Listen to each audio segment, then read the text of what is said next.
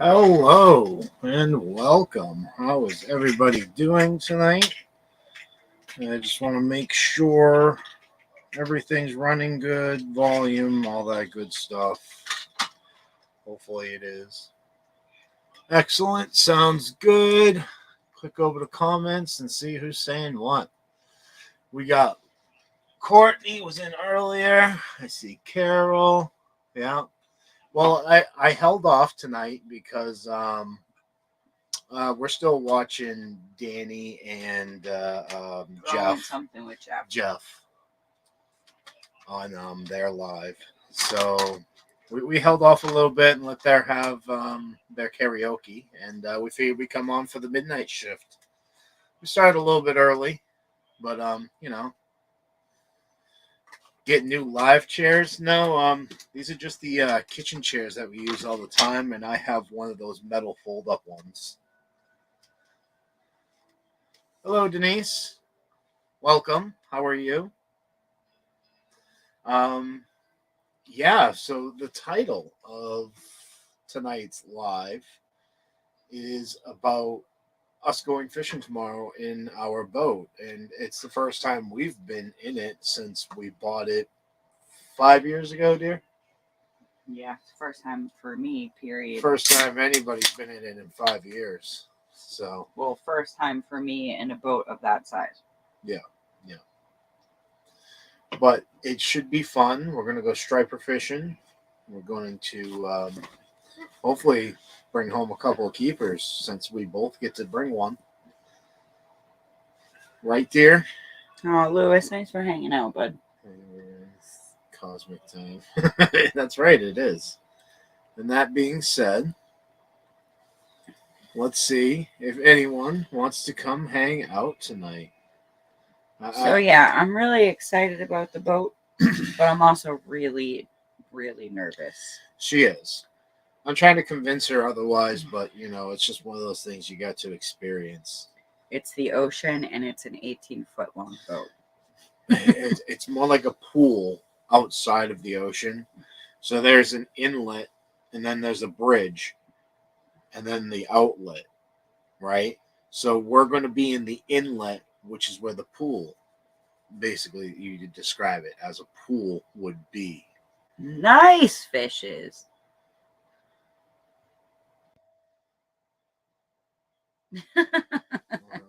I hope it helps. I really do. Indica chop. Oh, really? Hey, look at that. It is. Hey, it's going. What's going on, buddy? Lewis. How you doing? Not much.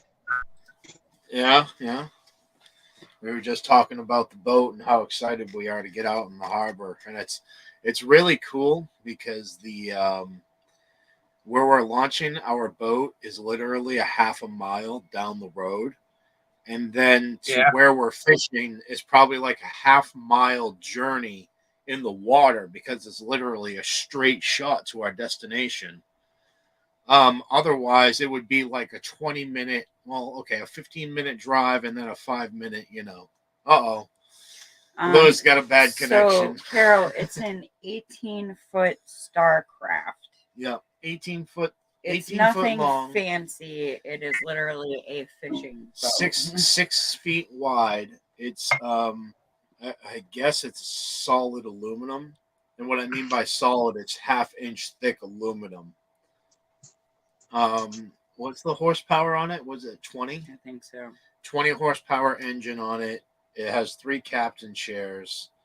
It says, you know how boats have 2 weight limits? It's like, the recommended 550 and then do not exceed. We know that the recommended is 550 pounds, and that's literally what we'll be at, fully loaded, and the both of us. So there's no real problem with it, excessive weight. But Lewis, wouldn't you agree a 6 foot wide, 18 foot long is pretty much a party boat, basically? Yeah, 6 foot wide by 18 foot. That's as long as my shed, and a few few feet shorter, like few feet less wider than my shed. Yeah. So Yeah. like so it's a good size, man. Yeah. No, I'm just trying to like comfort her because back in the day, I would get out in the same harbor in a 12 by 4 bass boat, a little dinghy, literally only for fresh water. And I was like, no, screw that. I'm bringing it out in salt water. And here I am with me and my buddy in 2 captain's chairs, and we have a trolling motor and we have oars because the tides, like the trolling motor would hold you in place, and then you would have to like oar the rest of the way for the rest of the power you'd need to get to somewhere. Yeah. So the fact that we have a 20 horsepower engine on the back of it, I'm quite excited. Like, it's going to be cool. And we're also thinking of going live during the whole event. Yeah, I don't like being in water or on water or anything like that, but I can tell you this much. The sounds of that boat, there's nothing to worry about. Yeah. It's you'll all see. Hopefully we can have a signal through the marsh. I would love to start live and then bring you, point you out that way and bring you through the marsh and be like, all right, here we are, everyone, and then flip you around and start fishing. I guess it's not so much the boat that I'm worried about. It's just everything else that I know is below the boat. Yeah, you're not. So what she's worried about is predatorial animals. And there's really nothing to worry about other than crabs pinching at your toes. Like if there's a friggin' shark sighting, that's going to be once in a 5-year event up in this area. They're actually here in the plethora right now. You won't see them in the harbor though. Let's hope not. Yeah. Either way, like I said, you'll see me with that life vest on and the oar really quickly heading for shore. The only type of sharks that you really got to worry about, okay, is the bull shark. They like they like their shallow water, and they're very multi-versatile when it comes to salt water and fresh water because they got those glands to hold the salt in, so they can go swimming in fresh water. Yeah. Bull sharks have been known to be up in this area, well, Cape Cod area. Not so far up as us, not normally, but the waters are changing. Animals are doing different things. And I can't argue that. And but there are tons of great white shark sightings here on Hampton Beach. Yeah, I'm talking like overall, you got your regular normal sharks that are where they are, right? Yeah. Where they migrate.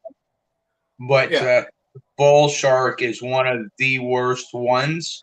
They'll go in shallow water, fresh water. It don't matter. So Fishes and Denise are just saying rock the boat. No, don't rock the boat. Don't rock the boat. No. Well, that's the thing. It's such a wide boat, and the way that the captain chairs are positioned, it's one on this side, one in the back on the other side, and one kind of in the middle. Carol, I think we might be going and getting some of those swim shoes. They're on clearance at Walmart right now. Swim shoes? Yeah, for launching, so you don't have to deal with the crabs. Oh yeah, I have a pair of those actually. But no, I don't plan on getting wet. I don't plan on the boat sinking. I plan on going out there and bringing home 2 keepers. Yeah, he better cut the line pronto if a megalodon comes for the bait, because the megalodon will swallow the entire boat. We only have 30-pound tests. No, I took the 30 off because it was too much. I think you have 20 and I have 25. Something like that. I know we downgraded. So a megalodon will break the line before it. 30-pound test is just too much unless you're like fishing for some big friggin' fish. Which, who knows? Because 30-pound test basically equals 45-pound tinsel break. The other thing I'm nervous about is seals. Yeah. Seals are bastards. And they're not. Everybody's like, "Oh, cute seal." No, they got big sharp teeth too. The worst seals will do is jump in your boat. Yeah, I would. Just to get away. I don't think they'll do anything. Hey, Janice. Janice, hi. I hope you were doing well. I haven't seen you around. I'm sure you are super busy. Oh, hell yeah. Oh, guess what? We have cucumbers, Janice. I got a picture too.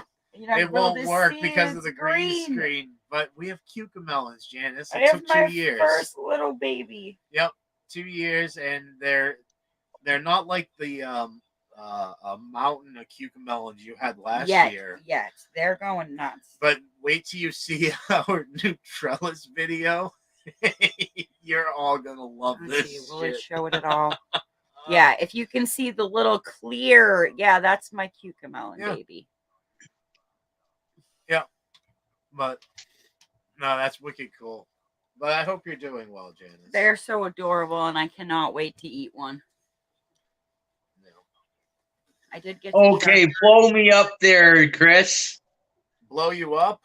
Yeah. Boom. Uh-oh. Are you going to show me your pecker? No. Okay. All right. Then I will blow you up. Solo layout for Lewis. Look at that. It's the Marshmallow Man. Oh, the icon isn't loading up on our end, unfortunately. But that's because we have a crappy computer. And that happens from time to time. It's buffering. I think that's... Yeah. I don't know if it's him or us. But Lewis, I have seen it. Is it the one where it kind of cuts off around the chest type deal? Yeah. Yeah. Yeah, he's walking through New York. Yes. That's a state. Yeah. That's awesome. He's walking through New York to go after the Ghostbusters.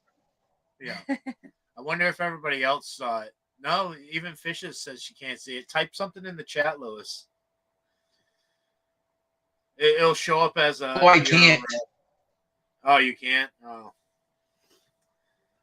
Let's see. Maybe I can do... You all can still see me, right?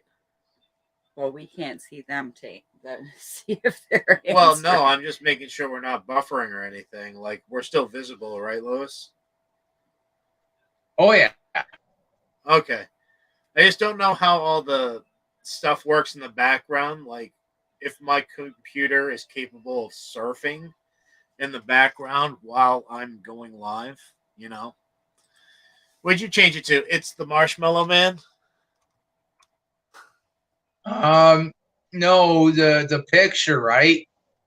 It's the Marshmallow Man's walking, like on Ghostbusters there, and they're up on the top of the building, and they gotta think whoever thinks of something as the destroyer, and the one guy thinks of the Stay Puft Marshmallow Man, right? And she goes, "You've chosen the destroyer," and then they turn around, they hear the Marshmallow Man walking around, and as he turns the corner somewhere, he's looking around at everything, and he's just walking through the street there to get at the Ghostbusters. Like 100-foot Marshmallow Man walking through the streets in New York. Can you show that? Yeah, I can show it. Go ahead, Lewis. Uh-oh. Did we do it? We froze a little. Oh, no. Okay. X-nay that idea.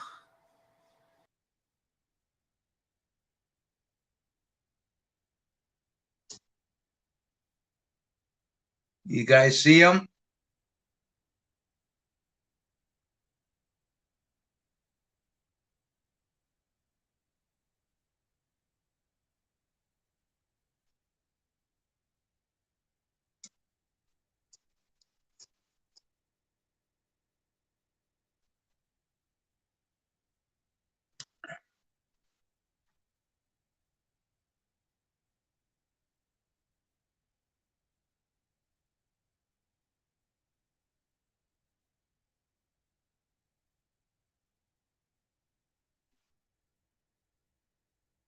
All right. We don't know where Chris and Gina's gone.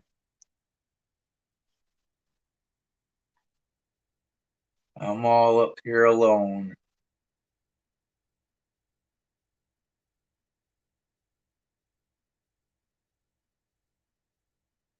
I hope they can get back into their We're own. back, Lewis. We're back. Okay. No, He's trying to do too much with a computer, and it was like, not happening. I know my limitations, man. Now, I was trying to get to your page so we can share your avatar, and that's what happened. Just trying to share your avatar. That's how shitty my computer is, and how much it doesn't want to. Thank you, Carol. Act like a real computer. Carol says, "Please remain seated. The intermission will be short unless you need to pee." right. No, I just refreshed it, and patience, and it just reloaded and brought me right back in. So, no, I know my limitations now. Just sit here and have a conversation. Nothing much more. So I ate my first rattlesnake bean today. Yeah. It was delicious. Yeah. You're not going to believe how many strawberries I got this year. That's awesome. You said you had like 5 pounds. That was like a week and a half ago, I believe. Yeah, 11 pounds, 3 ounces. Dude, that's awesome. That's awesome. Yeah, that's wicked awesome. That's like almost, well, we've harvested about 20 pounds this year so far. Yeah, like, and you've almost done that just in strawberries. That's what's going to happen though this year, and I'm seeing it throughout the community. Everybody got such a late start because of the weather, and some weather was worse than others. It's the Corky. Hey, the Corky's in the basement. Nice, guys. What's going on? I just had to mute the other chat here. Sorry. Hey, no, amateur. Just kidding. So how you doing? Oh, nothing. We're just going on about the Maiden Voyage tomorrow with the ship. Oh, cool. Boat, not a ship. Yeah, I'm excited. So I'm a little tongue tied, but that'll be fun. It will. I can't wait. He acts like it's the Titanic. Dude, it's huge, Courtney. Do you have a bottle of champagne to christen it? No, but we may bring some probably wine coolers to calm her down. But no, a whole cooler full. So it's 6 feet wide and 18 feet long. I'm trying to calm her down, like she's freaking out about it. I'm not freaking out about the boat. I'm freaking out about the ocean. There's nothing you can do about that. The ocean is the ocean. Well, we're yeah. Look at that. Janice is harvesting 20 pounds a week. That's awesome. So, Courtney, where we're going, it's a harbor. But the part with the harbor is if you go too close to the bridge that separates little ocean from very big, large ocean. The Atlantic. Yeah. The current is so strong. If you don't have the right size motor, it will just suck you out to sea. Now, we also take into account that the tide will be in our favor coming in.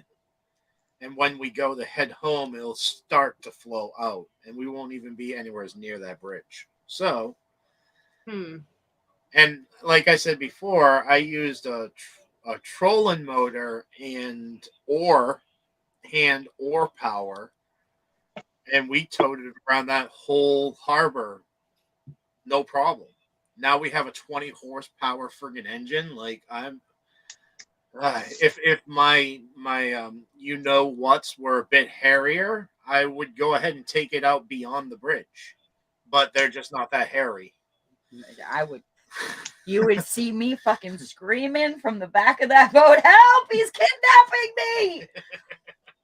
Yeah. Prepare yourself for that. I don't know. Ultimately, I just want to keep her.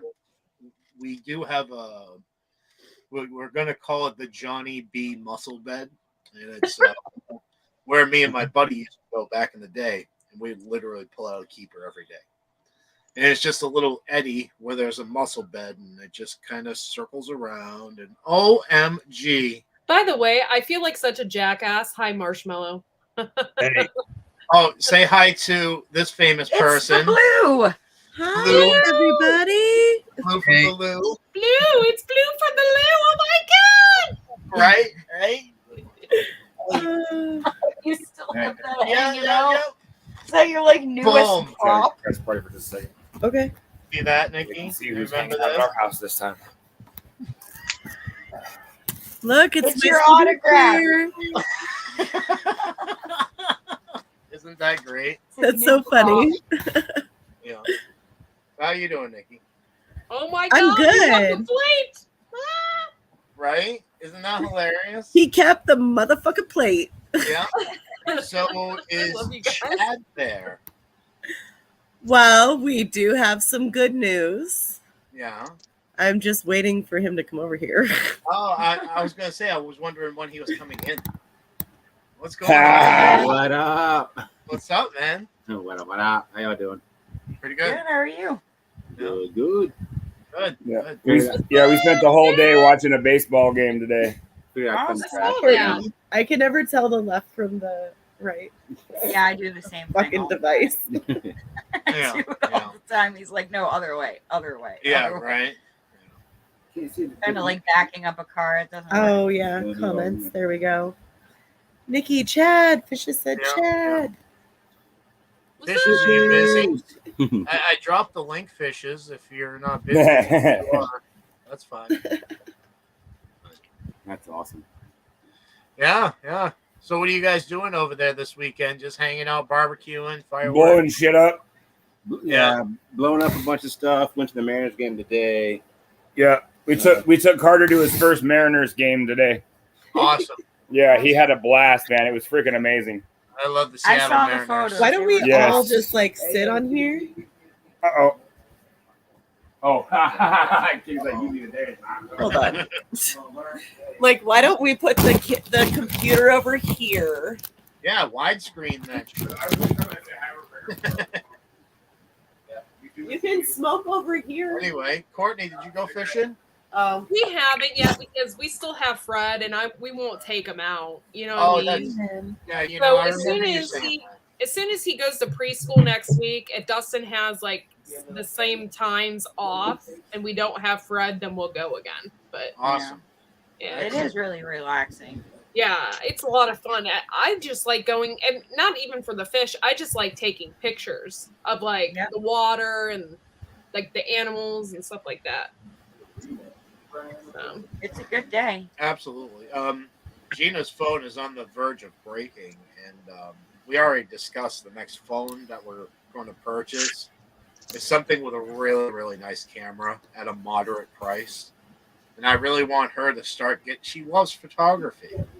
So I really want her to get into the Cosmic Cultivator posting aspect with her photography. Yeah. that'd be Yeah. cool.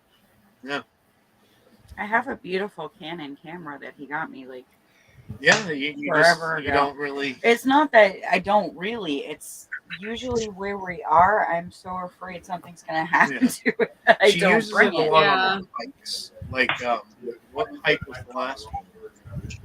I can't remember. I think it was the marsh. Yeah, it was the one of the ones with the paved Yeah. walkways. 'Cause, Yeah. yeah, like that's So how that we were like paranoid I going am. along, and I was video recording it. Every now and then, I'd bring in one of the snapshots that she got and incorporate that all throughout the video. But I don't know, just doesn't do a whole lot of it. And I figured if she had the phone, it's a little more accessible, right? You don't have to lug it around your neck all day. Yeah, that too. Yeah. Well, that camcorder gets heavy. Oh, Hey, Janice, word of you the guys day. do work hard. Like I said, I can imagine how crazy busy you are right now. Yeah, I know, right? That's why we haven't seen you around. I can only imagine, but hey, 'tis the season to be busy, right? Yeah, weeding Yeah. is like a part-time job. No, making trellises. You all are going to shit, literally shit, when you see the trellis systems that we have. Okay. You're going to think we're nuts.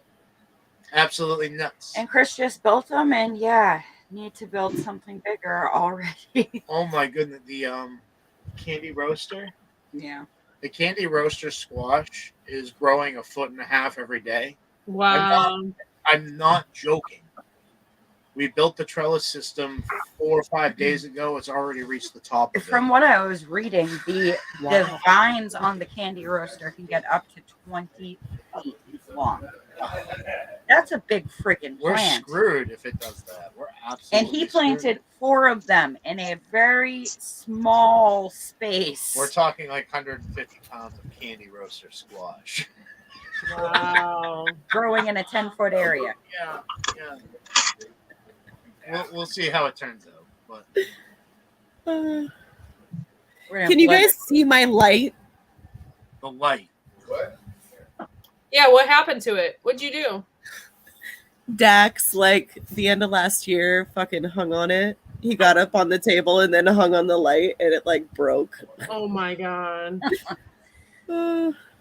We were all kids once. Here. How many of us really wanted to do that as a child? Like just Right. jump off the kitchen island like Tarzan. Yeah, Yeah. are you bouncing channels? I just saw you comment up there on Jeff's live. They're still doing the karaoke. We're watching it as we're Oh. live. Oh, they're hanging up now. Q said they're coming to see the Cosmics. Oh, I guess we're about to get bombarded. Oh, there's somebody in the basement. It's a Carol. I hope you weren't there too long, Carol. Fishes. Sorry, I was really getting need something a to eat. doorbell. Hold on, I got you on my phone. Too. I am not wearing an Now- I'm not wearing any makeup at all. That's Me why I'm either. not showing my face. Me either. I'm showing you. Brittany, you're beautiful. You Yeah, are. yeah, are. seriously. Natural beauty all the way. This is the first time I've worn makeup. You guys are I love you, Carol. You can show your face, Corey. I just. Oh my god. Whoa. Kill Hey, me. Carol, you got a little something right here. What's going on, Danny? We watched everything up until the last 28 minutes, Love you, Danny. Nikki. But you did an excellent job tonight. Hey, If, Deidre.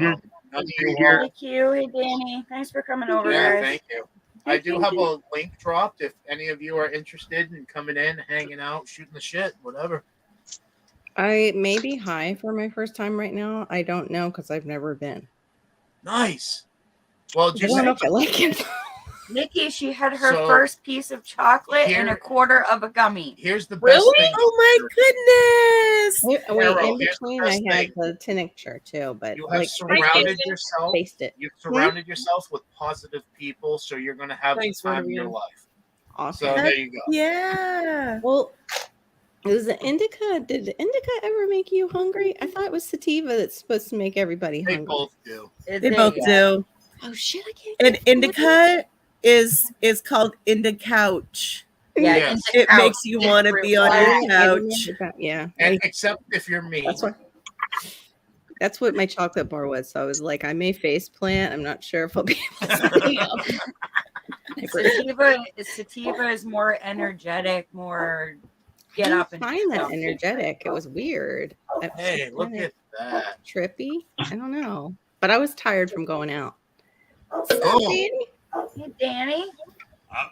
I'm a little intoxicated, so I'm just that's all gonna right. get It's That's all right. more I fun may be that high way. for the first time. Welcome. Hey, I'm always high. So. I don't know how you do it. Hi, Danny. All right. An ice Hey, pack. Danny. Yeah, I'm sad.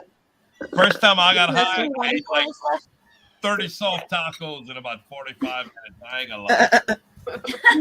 I came home and couldn't stop putting Oreos in my coffee when I got home. I had to make a cup of coffee. I'm like, let me get some of those Oreos. I love it.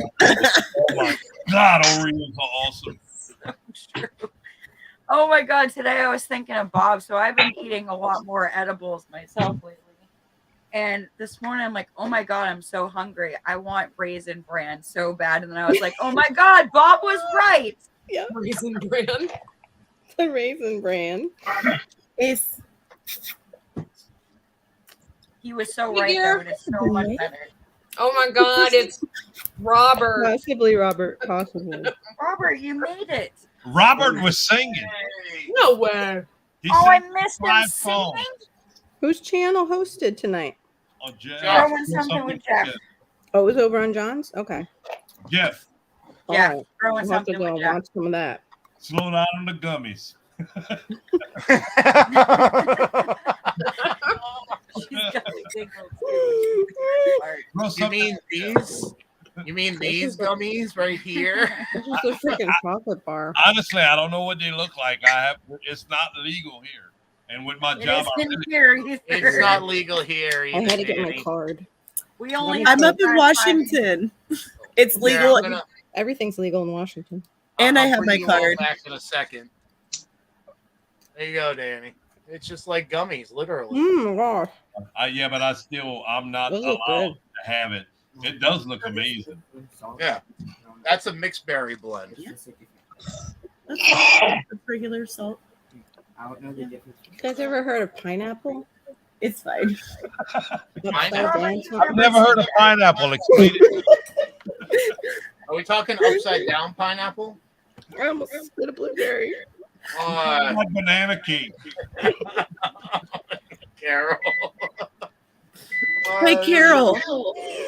Carol, what's the difference between table salt and sea salt? One's natural, one's artificial. Really? Yeah. Yes. Oh, okay. One's on the table and one's in the sea. My son just came and asked me, Mom, can I use this sea salt to like salt my chips? I'm like, yes. Yeah, that's better than iodized. That's the difference. I'm sorry. Was that not the right answer? I thought it was. I was hoping to get the correct answer, which that was it. Yeah. Oh, Yeah, there you go. I guess. I don't know. I was looking for the answer. Yeah, yes. I'm stoned I too. like Danny's. Danny's Hey, great Ragnarok. Danny's. Yeah. Greg the Rock, what's up, buddy? What's up? But Hey, what's Rick, new? Rock, That's all right, Nikki. I feel supported. thank you. You're Support surrounded my by sister. people who You know understand what, you. Carol? I'll take one for the team, okay? I'll do one right now for you. Chris, eat like 10 of I'm them. not advocating this. Eat 10. 10 of them. Everyone. What? Some people should Nikki, not mess with this stuff. Nikki, you know how little I smoke. It must have aggravated you and Jay. You're like, what the is up with this? Like, he's sniffing the container and he's all set for 3 hours. Like, what the is going on? It was so cute, Chris. That's just the way I've always been. Poor Chad. He got Yeah, it here was like and then he maybe- like smoked on the way here and then he smoked when he got here and he's like, dude, I'm so stoned. And I'm sitting there after the blunt and I was like, dude, I need my bong. So I smoked the bong After that? after the blunt. Oh my. I can't do that unconscious. stuff I anymore. can't do that. And then I smoked my infused blunt that I got at the dispensary That's nuts. before bed. That's nuts. Absolutely nuts. Yeah, I Why would are you be getting like up? comatose. I mean, I don't know, man. I can't hear Chris. What's up? I lost my sound to you for a second. Oh, it's part of the gummies. You're losing your hearing. Gosh, I hope not. I was Hello. happening. They're a little strong. You're losing the hearing. It's all right. You'll hear your heartbeat, but it will come back. Tonight, ready thank to get you. homestead. I'm reading side chan. Okay. What are you doing? You pee break? Who, me? Drank like a whole beer. Well, I no, need a cigarette. Yeah, she's gonna go use her new Shiwi. She likes to pee outside now for some weird reason. 'Cause it makes me feel like a man, okay? I You told her can't I feel like a couldn't man if you can't put out a fire. What was that? A bra? She said That's peeing outside makes Danny. you feel like a If man. I'm I a said you woman, can't we feel like a have man if you Pee don't pee so out. much more. I could put out a house fire. I can stand up and pee. Ask my husband. I didn't say you couldn't stand up and pee. I just said you can't be a man if you can't put out a fire when you pee. Oh. A young man, because when you Like get I said, my I'm stoned. I couldn't really hear you. Oh my God. What is it? Nikki says the dumbest shit. This panel is full of a bunch of drunks and stoners. Drunk right here. I had Stoner. Stone. $3 bottle of wine at Walmart. Courtney, how much of your wine have you had? Oh, no, today none.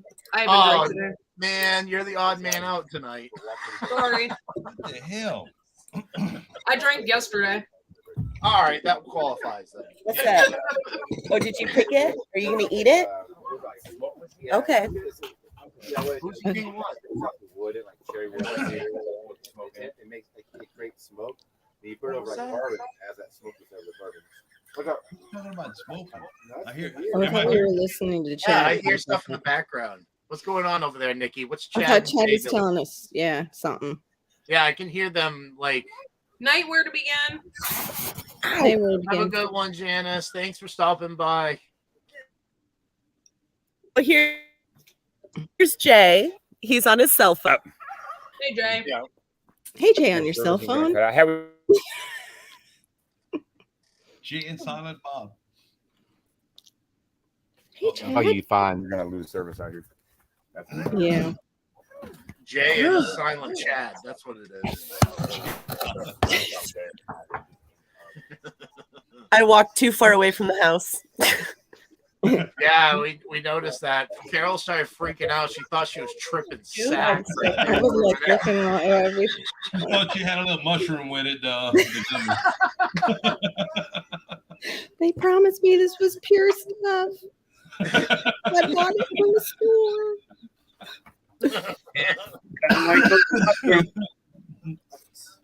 Yeah, whoa. I'm eating nuts. Sorry, guys, if I'm crunching. Oh, wow. Okay. That's all right. Inhaled a salad and didn't. At least we She have has to nuts get in her mayo. mouth.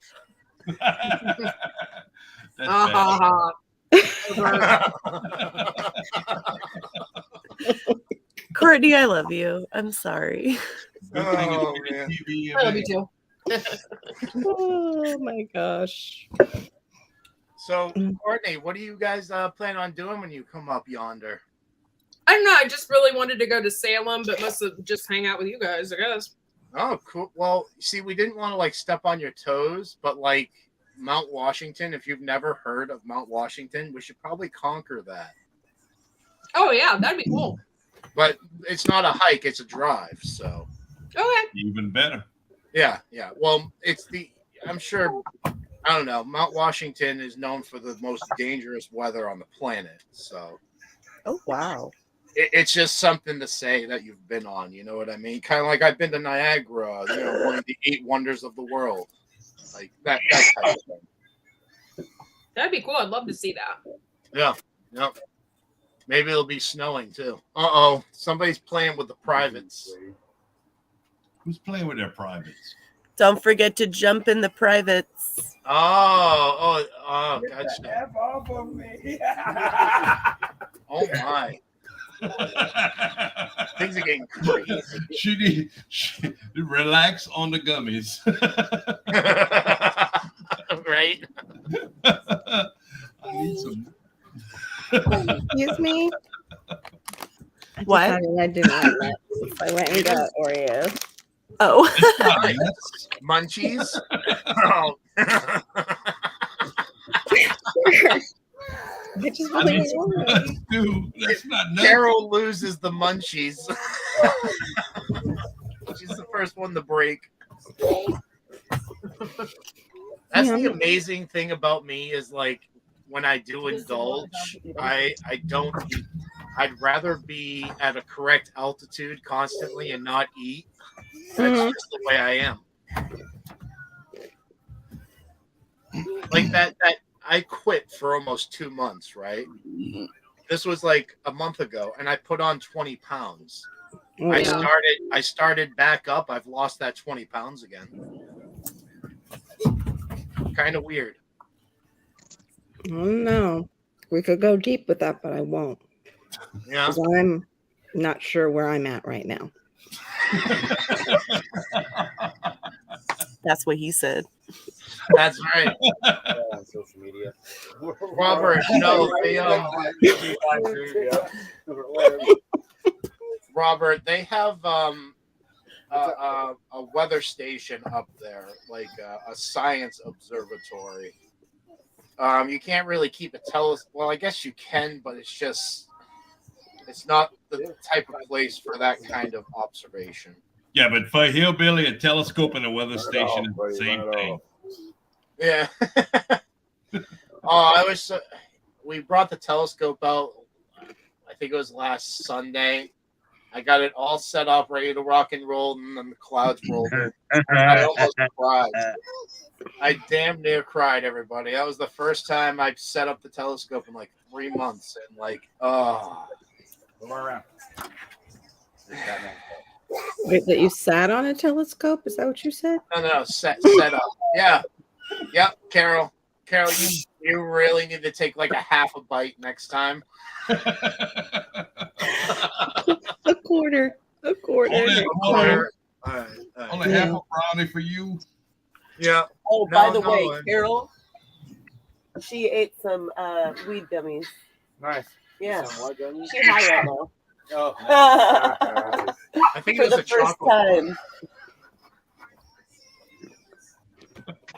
They said, "Oh, nice." right? Yeah. Now she's munching on Oreos. Yeah, she's hardcore munching on Oreos right now.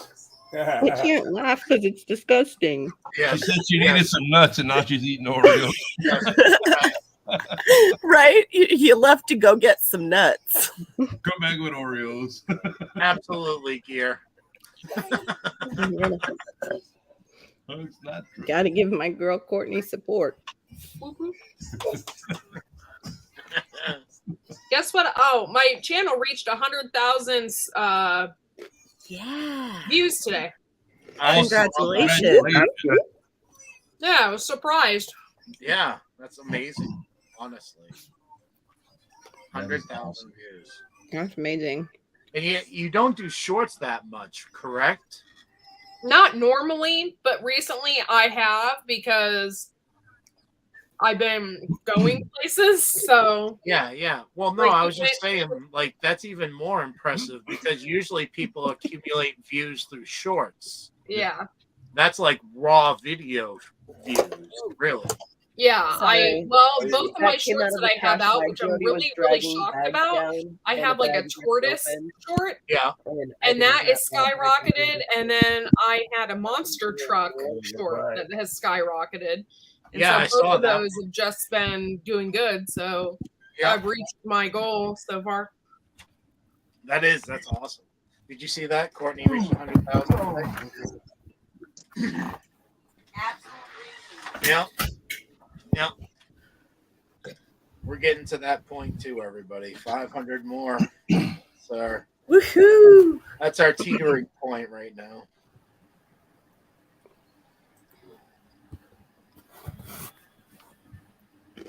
It's also that time of year where nobody's really watching as well. You know what I mean? Everybody has so much going on. And I get it, Danny. That's why it's just like I totally understand. We're at the point we're finally slowing down a little bit. The tomatoes and everything are done. I was going to go out and measure the sunflower high 22 challenge from John to the sunflower seeds. Yeah. It rained all day, so but we should be around 9.5 to 10 foot on one of the plants. Wow. A couple of the plants. I'm Yeah, so excited about that. we've had people stop at least 5 times. Y'all have any seeds? Y'all want to sell the heads off of the sunflower seeds? No, I'm not selling anything. Yeah, right. No, Danny, it's hilarious around here because we're the crazy gardeners. Yeah. You know, we're growing vertically in very small places. So occasionally you'll see one of our neighbors and they kind of do this. Like trying to see into our backyard. They're like, what is going on over there? You'll see what we're talking about with the new trellis video. But I'm I the don't know. hippie house in Yeah, town. Everybody's Yeah. like, "Hey, look, that's he owns the hippie house." Yeah, exactly. No, we're the trashy house though. like It's getting there. Yeah. the object that he put up for the sunflower to grow on is about what 20 foot Yeah. Yeah. 20 Wow. foot tall stake in the ground. I don't know if So it's- you can imagine, like, we have a double wide trailer. You can see this 20 foot tall pole just sticking out of the ground coming out of our backyard. Like, they're thinking, what are they and doing? honestly, some of the new trellis systems that we just built are taller than the house. So Wow. we'll see how that works out. Yeah. I'm watching him climb a pool ladder to put up a trellis. I'm like, this is not going to end well. Oh, that's going to be funny. You make sure you have it on video. Make sure you have it on video. Danny, just stay tuned to the Cosmic Cultivators. Videos are coming. I've been trying to keep up better. Honestly, I have. No, we're in the same boat, Danny. We've been so busy, and then we're trying to incorporate the fishing in with it, and it's like, and we still have a chicken coop to build. That Yeah. hasn't happened yet. Lewis, I hope you haven't built yours yet. Built my what? Chicken coop. Chicken coop. Oh, I haven't even started. I Okay, was. we're on the same page then. Good, because we've been fishing. We haven't done anything but fishing and gardening. But I was planning to start it this week. All right. Okay. That's my boot in the ass. Thanks, buddy. Yeah, that's what I need. Is I a need boot in the chickens ass. before winter. I need them to be at least full grown size by winter. Yeah, I don't think you can do that. Is there enough time? You should have bought them 3 months ago. Yeah, we know, Danny. We know. Yeah. We just Oh, that turned was our, 5 years ago, Danny, that we bought that boat. 5 years ago. we just turned our babies, the 20 chickens we had. We just turned them loose today with the rest of the chickens to see how they act. Awesome. And they've been doing pretty good. We still have to add on to the chicken run because there's not enough room for all the chickens in what we have right now. I think that's what you don't realize when you first start getting into this lifestyle. It's like there's always something else to be done in a day. Oh yeah. Always. Exactly. In the homestead life, you're never done. Yeah, I know, You're never Ragnarok. done. We really do need to get a move on. Homesteading's a lot like farming. Yep. Yeah. If you take a break, you're falling behind. Yeah. Yeah, which is exactly what we've been doing lately, which is what Ragnarok is also booting us in the ass about. Like, absolutely. we need to get a move on, but you know, it's that fine line between enjoying life and sacrificing too much and getting stuff done and not getting enough done. You know, and we have the 3 greenhouses over here finally done, and we're actually 3 months behind. We should have purchased the property, should have been done 3 months ago, and we've been having issues with the lawyer. The lawyer finally quit, but you know, in the next 3 weeks, with the new lawyer, we should have the new property available. Once we have that available, it's going to be a whole bunch of new push to have everything built. We want a 1/4 acre of blackberries. You know, we have 6 different fig trees we need to plant, and being able to put corn and having the watering system grown out to everywhere we want. It's going to be a whole bunch of, you know, right back to work. Back to work. Yep. Exactly. Oh, and that's I find once I get started, and I've seen a lot of farmers do this. Once they get settled down from their crops, putting them in, they start dealing with their animals once again, go mad rush on their animals. Then once that's done, they're starting to fix this, that, the other, and preparing for next year. Exactly. Yeah. Hi, Bob. No, Q, yes, I did, and I did send you an email about it. That was awesome. So happy to see Maggie getting that her stuff put in the hydroponics. I can't wait to see that pepper plant. Yeah. Her starts were so pretty. They were. I wish mine were that pretty this year. They were until the rats got a hold of them. Yeah, which, by the way, we haven't had our greenhouse all year. Yeah, I literally lost a third of my growing space this year. Yeah, we had issues last year with mice, field mice in the greenhouse, and we ended up with two up in the cupboard, top left. Cats showed up, two female cats. And they've been here all year, and we've really had almost no issues at all. Nice. Mice in the greenhouse. It's we have a rat problem, big time. Yeah, rats. See, that's the thing is we have outdoor cats in the neighborhood, but these rats are so big that, you know, they're the size of the cats. The cats are like, whoa, not touching that. Yeah. Thing will take my face off. Yeah. Well, we saw some field mice poop in the greenhouse, and we reduced the amount of feed that we were feeding the cats, and that all disappeared. Yeah, I've heard that before. So you have to do that. So then they're motivated. Danny. Yeah, because they're not full on cat food. Mm-hmm. Yep. Hungry cat's a motivated cat. Yeah. Yep. Exactly. I need like a lynx or something like that. I think I'm gonna get down and go to bed. Oh yeah, Carol. I'm tired. Yeah. Well, Carol, I'm glad you're feeling good. Have a good night, guys. Yeah. Good night, Carol. At least you'll be able to sleep good. Have fun, Carol. Oh, I'm gonna sleep good. Have a good night, Carol. Bye, Oh, that's Courtney J says he misses Ginger. Oh. Yeah. I have her at my feet. She's deflated though. Oh. She deserves that rest. She's earned it. I know she was such a bitch for a couple of weeks. That girl has been through some stuff. Yeah. You've seen some shit, man. Yeah. Yeah. She could tell some more stories. Right. Bob says, "Be kind to my girl, Courtney." She's being used as a footrest right now. She likes it.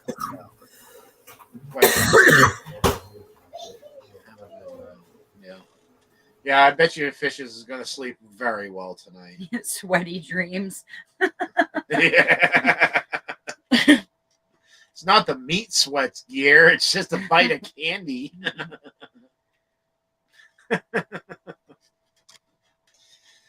Oh, I really can't wait to go fishing. I'm scared shitless. I know you are, but it's fine. So when he decides to videotape it all tomorrow, guys, Oh, we'll he's probably be live. If you see 3 life vests on me, Yeah. don't think anything of it. I'm just gonna float if the boat goes down. Yeah. But I also tried to tell her that we have enough body fat on us that we're going to float anyway. So the life vests are not needed. Ew at fishing? What do you mean, ew at fishing, dear? We're going to catch us some meat tomorrow. I want to bring home 15 pounds of striper meat. I just want to beat John's 31 inches. There it is. That's what the real driving force is for Gina. Yeah, I'll be happy with 32. I tell you, ever since she's got her new penis, like she has been like, I don't even know. She's been more eager. Yes, absolutely. She has some balls with her new penis. I'll put it to you that way. She's been more eager to go fishing with her new penis. Yeah, she has a mini skirt picked up for tomorrow, so that way she's able to just hook right up to her penis and go. Cajun can beat everybody. All he's got to do is go and catch an alligator. Right? There's 400 pounds. Penis. I told Chris it's neon green, Bob. If he takes a video of that, we might be in divorce court the next day. It's neon green. All I can think of is the Hulk. You wouldn't like me when I'm angry.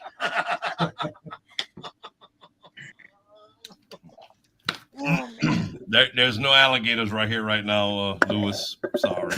Yeah, Robert, it might have to be. Well, I didn't say you had to catch one right now, but you could beat everybody in that fishing rodeo by catching just one alligator. Yep. I hope not. God, if we catch one of the big ones like that, I'll be scared right here. Danny, it is hurricane season, so there's that.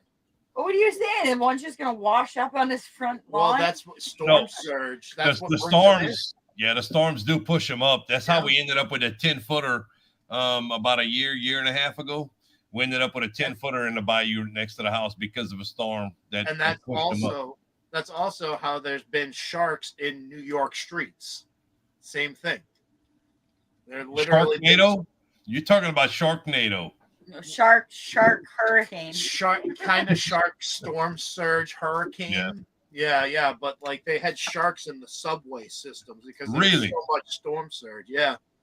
Could you imagine going to get on a subway bus and oh, there's a freaking shark. Hey, Josh. I couldn't imagine getting on a subway, much less having a shark. I would freak out. It's like a snake. Yeah, no. the subway systems, just stay away from that shit, man. That is. I went to New York once. You know what probably happens? You know how they probably get the sharks get into the subway systems? They terminate hurricanes or whatever on the water. Probably picks them up out of the ocean like they do a cow, and they gently plant the sharks in the subway system with a whole bunch of water. Flying cows? Where have I been? Come on, haven't you ever watched Twister? We've got cows. Yes. Ding, ding, you got that movie was the best back in the day, and then you watch it, you're like, what the fuck was I thinking? This is low grade. But that's the thing is back then it was so like not it was cutting edge. Like that movie came out and we were like, holy poop. Yeah. Oh, when the cow passes across the front, I'm like, oh my God, the video graphics is amazing. Then about 2 years later, it's like, oh, what? Like, what is this, a freaking cartoon? Realize that cow is totally fake. Yep. That's awesome. We've got cows. For the fly. Uh-oh. Gear's going through I don't think it's down to that specific gear. With a fly rod. Ooh, yeah. I got a fly pole. We have fly poles too, but I have never, nor would I ever want to attempt that. I've always I don't know how good I don't know how good I would be at fly fishing or how accurate I would be. I would probably be a little overzealous because that's just my character. I'd probably end up hooking somebody. I would hook myself. I would hook myself. Amazing video. Like on the backlash, hooking your ear. And that would be me. Yeah. We actually had a guy. I work offshore. Most people know that. We actually had on one of the platforms I worked on. He a crane mechanic that he said. He said he was reaching in his locker and the fishing pole fell out and he had an alligator hook on the end to be able to catch the lemon fish, and it hooked through his bicep and didn't just hook in it, went all the way in and through. Yeah. He stayed 4 days offshore. You know, what is that? 48 hours? No, it's a lot more than 48 hours. Yeah. Drunk. 96? 96 hours. He stayed 96 hours. They wouldn't go get him. The Coast Guard wouldn't go get him because it was so foggy. He had to stay out there with it in his bicep. But he said he just reached in his locker and it fell and hooked through like that. Like, no, that's not what happened. Somebody was casting it and you got in the way and it hooked in your bicep. Needless to say, we were not allowed to be able to fish on that contract anymore. That sucks. Yep. One of them's always going to ruin it for the rest. Exactly. Yeah. And there was some good red snapper at that place. God. Good red snapper. Red snapper is some good eating. It ain't like that. I've heard it's really good eating. Never had it, but yeah, it's not something you want to bake. We've tried baking it. It's not good. You fry that. Oh my. Cool. Some good fried fish. Yeah, my fly fishing rod is like bamboo or whatever. And I got it from my great uncle's closet after he passed away. I had no idea what it was. I just saw that it was in there. I'm like, this is a fishing pole. I'll take it. I took it home. Right now I have no idea where it is, but I took it home and I like looked it up and stuff. It's from like 1980 or something. That's awesome. Oh my God, 1980. That's so far. that makes me feel old, Courtney. Well, I was born in 84, Danny. Does that make you feel born old? in 85? That really makes me feel old. I was born in 74. Sorry. No, it doesn't matter. I hope so. In my head because of all the gray. Don't worry. That doesn't. 4th of July, what better day? Yeah, 4th of July, get out there and go fishing. Yep. I hope you and the girls get to. Yeah. I'm just glad everything made it safe and there was no issues. Yeah. And I now know that I can use my Amazon account to ship to anyone. Well, I did it with a drone. That's how I did that. I direct shipped it to Courtney. Okay, I personally did this one. Oh. Robert making me feel old. I was really born in 42. No, I'm just kidding. Robert was a deckhand on Noah's Ark.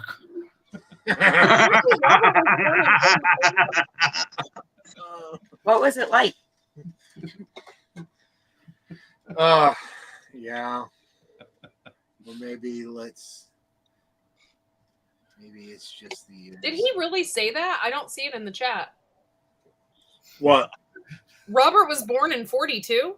No. I said I was. Then I said, no, just kidding. Oh, okay. I was like, holy shit. He said that we're all making him feel old. Wow. Yeah. Robert's like 50, I think. 55. It stank, he said. Stank.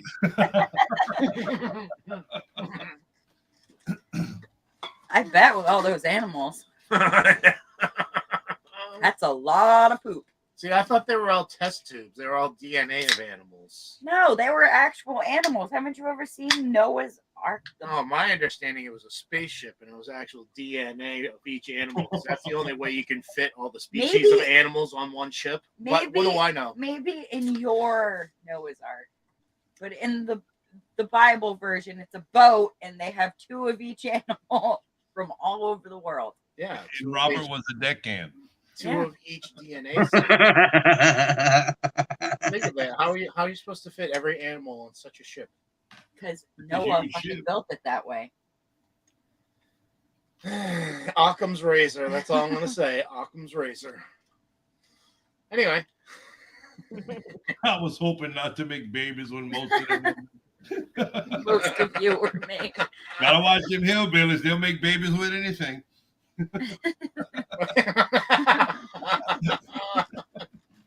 All I could think of was goat for some reason. Yeah. Like, No, like ever since somebody mentioned the whole rubber boot thing, now every time I hear animals and people, I think of rubber boots. Yeah. Yeah, that was me that mentioned the rubber boots. Put their feet in it. That way when they try to get away, it's like, back it up, back it up, back it up. I have no say in it. Traumatized me. Yeah, you talk about all you want. I'm keeping my mouth out of that shit. Hey, Chris, how late are you planning on going tonight? I don't know. Probably at least a few more hours. Okay. I got 2 knuckleheads that are getting ready to do their thing. Yeah. So I'm going to jump down and go support. So yeah, no worries. Thanks for hanging out with us. We'll be here. Yeah. Have a good night. Love You ya. too. Bye, Courtney. Bye, everybody. Later. Bye. Man on a camping trip was supposed to be Mom's first daughter, but she got me instead. Yeah, I have a similar story. I was supposed to be a she. I was supposed to be a he. Yeah, that's what the ultrasound thing said. That's what the she. My name was supposed to be Leslie. Wow. Leslie, huh? Yeah, I don't know about that, Courtney. Courtney, I was supposed to be Eugenia. Really? So my father's name was Eugene, and he wanted a child named after him so bad that he was going to name his second-born daughter Eugenia.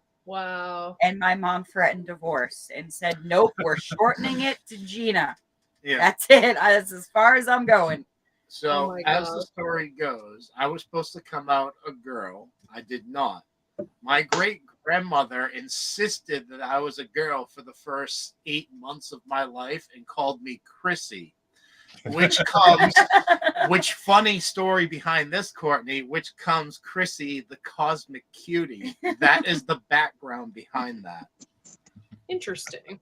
Isn't that? So that's my, I guess you could say, alter ego. So whenever you see Chrissy, the cosmic cutie, you can thank my great grandmother for that.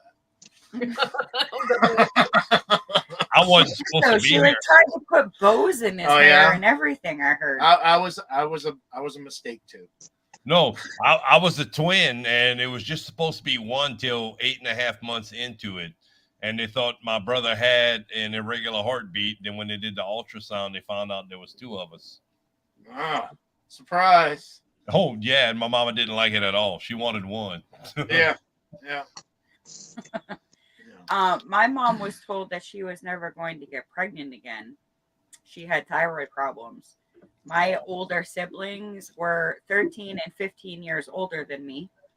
And then one day she looked at my dad and she was like, I think I'm pregnant. My dad's like, you can't be pregnant. We were told that you. She's like, I think I know what it feels like to be pregnant after having 2 children. Yeah. Sure enough, I was right there pulling on that umbilical cord. And you think they would have learned their lesson, but I have a younger brother too, so thought they learned that lesson. I get pregnant every day. I drop the kids off at school, and I flush them down to the Super Bowl. Dang, then I get pregnant like 4 or 5 times a day. There's 21 years difference between my oldest daughter and the little dude. It's a big oof. Oh. Yeah, yeah. Those are conflicting brother sister right there. We at the street fair Thursday night, my oldest daughter Angel came with her husband's niece and nephew that is the same age as Colt. So he's like, she's introducing them to like me and Sheena as, you know, that's my dad and my stepmom. And then this is my brother. That's my husband's son-in-law at 6 years old. They're 26 and he's 6, you know, almost 27 and he's 6. They're like, that's his son-in-law. They're like, but that's his niece and nephew. Yeah, but that's his son-in-law. You know, well, I'm the son-in-law. That's his brother-in-law. I'm sorry, I'm still drunk. That's his brother-in-law. That's his brother-in-law. Is like, wow, it's weird. It really is weird. Okay. 2 different families. But we had a great time. It was, you know, the little street fair we have over here. It's not a big thing, not a big deal, but it's really nice to, you know, I spent a lot of time there with my kids, the older girls. I say my kids, my older girls when they were younger. And, you know, now we're over there. They're older and I'm still not a grandpa yet. I'm waiting, but they were there with the niece and nephew. And it was fun. It really was. Yeah. Sometimes the best are those little, we call them fairs around here, but yeah, same difference, street fair. Yeah. They just rent out a little park area for the weekend and set up, you know, 10 by 10 tents right next to each other. Rides. Yeah. Yep, and that's pretty much the same thing. It has been going on. They were almost at 100 years when whatever happened. You know what I'm talking about? 1.5 years ago. Yeah, so that was the first time in 100 years. In like 97 years, they hadn't did the street fair in town. A lot of that happened here too. Yep. But I mean, I can go sit on my porch right here where I'm at and listen to the music. They had 2 local guys playing tonight. Some really good music. Way better than what I was putting out earlier on Jeff. Awesome, yeah, you do good. Thank you. But we got to host you guys one of these nights. Whenever you're ready. Y'all need to talk to John because John's been MIA the last couple times, but it's been fun. But it has to be a Saturday, unfortunately, the work schedule. I'm good with the Saturday because, there's a lot of people, not only in Shed Wars, but people, Friday is a big night with people that have the karaoke, not karaoke, but live streams that go on. Yeah. Saturday night's a little bit easier to get around with a lot of the people that I'll follow and follow in. Yep. It's so weird. It's like Friday and Sunday, and it's like, dude, Saturday's wide open most of the time. That's why we tried it tonight, and it did well. Jeff should see some really good time from it tonight. I mean, Mr. Robert brought in like 1,000 people. When Mr. Robert started singing, the people just started coming in. It's like, bah, bah, bah. There was a country legend in here. Yeah, right. Got to get gear in there too. So, Courtney, you'll see that in Salem too. If you make it down closer to Halloween, like they set up a whole carnival. Yeah. The whole 9 yards. Well, you said the 16th in that area, right, Courtney? Yeah. If it's like mid, they'll probably already have it set up in. When is Halloween? The 30th. Yeah, they might. When's Halloween? Oh, I'm horrible, Dan. Like horrible. 31st. We haven't booked our hotel yet. We're going to, but we were thinking the 15th and the 16th. Yeah. Whenever's good for you. We're off weekend, so. Yeah, we just wanted to book a hotel for that time because the hotel we were looking at was like $80 a night, where most of them were like $200. Yeah. That's the only thing, Courtney, around here with fall is we're not up north. So you think people wouldn't be coming here to foliage watch, but they still do. Friggin' leaf peepers. Leaf peepers. Leaf peepers, yeah. Because it gets even more expensive the further north you go to get a room. So they're like, oh, we'll drive the hour to get there. You know what I just literally thought of? The leaf foliage with the drone. Yeah, that would be cool. That would be so cool. If you can find a spot up there that doesn't say no drones allowed. Yeah. When I was in Ohio the first fall, it was amazing. I'm like, I can't wait to see all the leaf change and everything. And it literally lasted 2 days because as soon as the leaves started changing, the wind picked up and blew everything off of the trees.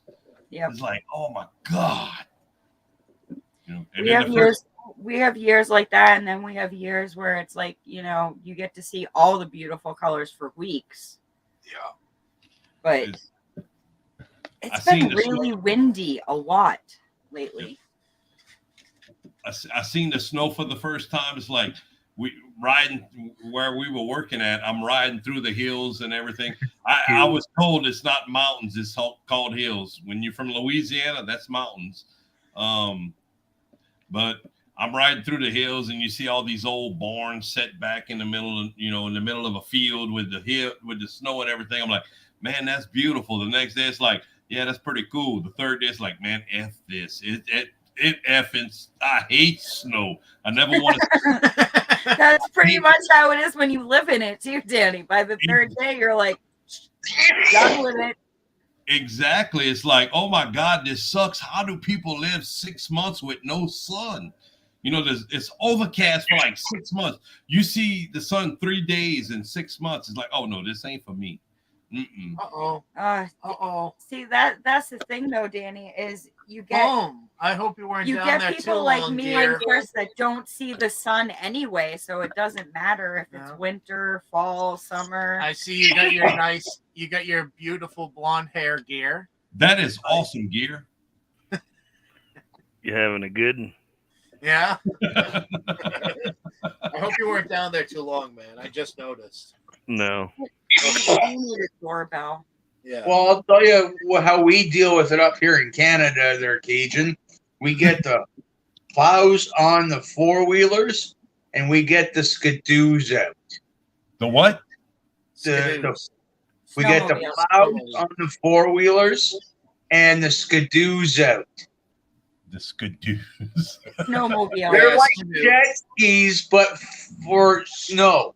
Yeah. So yeah, that's I guess that's northern lingo, huh? If Danny, you've never heard that? Skidoo is I've never heard that. Okay. Okay, I will clarify. A skidoo is a brand of snowmobile. There you go. Yeah. So us northerners would refer to snowmobiles as skidoos. It's not Northerners, it's Yankees.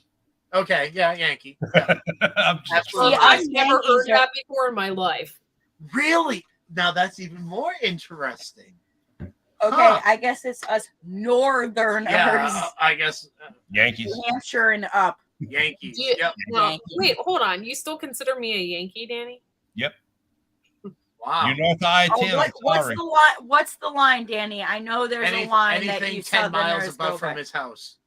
Anything north of I-10, which is 23 miles north of my house. There you go. See, there you go. I'm 7 miles from the Gulf of Mexico, 3 miles from the Vermilion Bay. Anything 23 miles north of me is a Yankee. You're outside of the Cajun umbrella. Okay, fair enough. You're a Yankee. There's a What- lot of So then, what's north of the border? What border? The American border There's in two of them. Canada. In Canada, that's my cousins. If you're in Canada, you're my cousins. You're my Canadiana cousins. Because we're in the Acadiana area where I'm right here. So you're my Canadiana cousins. If you're north of I-10 to the Canadian border, you're a Yankee. Anything north of the Canadian border is my cousins. I'm weird. I ain't gonna lie, I'm weird. Yeah. So what would No, it's someone born? Okay, Ah, Q. I can't even imagine living where you're living. born and bred in coming Florida. from Florida. Yeah. So it's That's gotta be rough. So apparently Florida isn't a southerner. Yeah, state? Florida is. I think about 98% of Florida is north of I-10. So yeah, they're still Yankees, I guess. Oh my. Nope. I'm sorry, south of I-10. I'm drunk. 98% of Florida. I was is gonna say, how does that work? I'm Cajun. You gotta go slow. You gotta go slow. Yeah. About 98% of Florida is south of I-10. So yeah, they're Southerners. All right. See, that's funny because most other southern states don't consider Florida southern. Yeah. At least from what I've been hearing lately. Yeah, we've been in chats. We've been hearing that. So that's why I asked. I'm like, wait you. a minute, who's more south than Florida? Yeah. Like Florida's as south as you can get Yeah. without being in the Who ocean. was it? And then they Florida. came out and said no, Florida isn't part of it. What's up, Gear? Florida is an extension of the North. No, See? only that small portion of it that's north of I-10. They say that because all of us snow bunnies moved to Florida Yeah. to retire. Yeah, not that's so- true. It's not so much the case anymore, though. It's No. not really a retirement state anymore because the price is so freaking high now. But honestly, it's not. It's so hard to say somebody is a Yankee or a Southerner just because of where they live, because of jobs. You know, the where they're from. You know, it's really hard. It really is. I can tell you, the Pittsburgh, that's Yankees. Different portions of See, Ohio. don't say where I that was to at. a Yankee.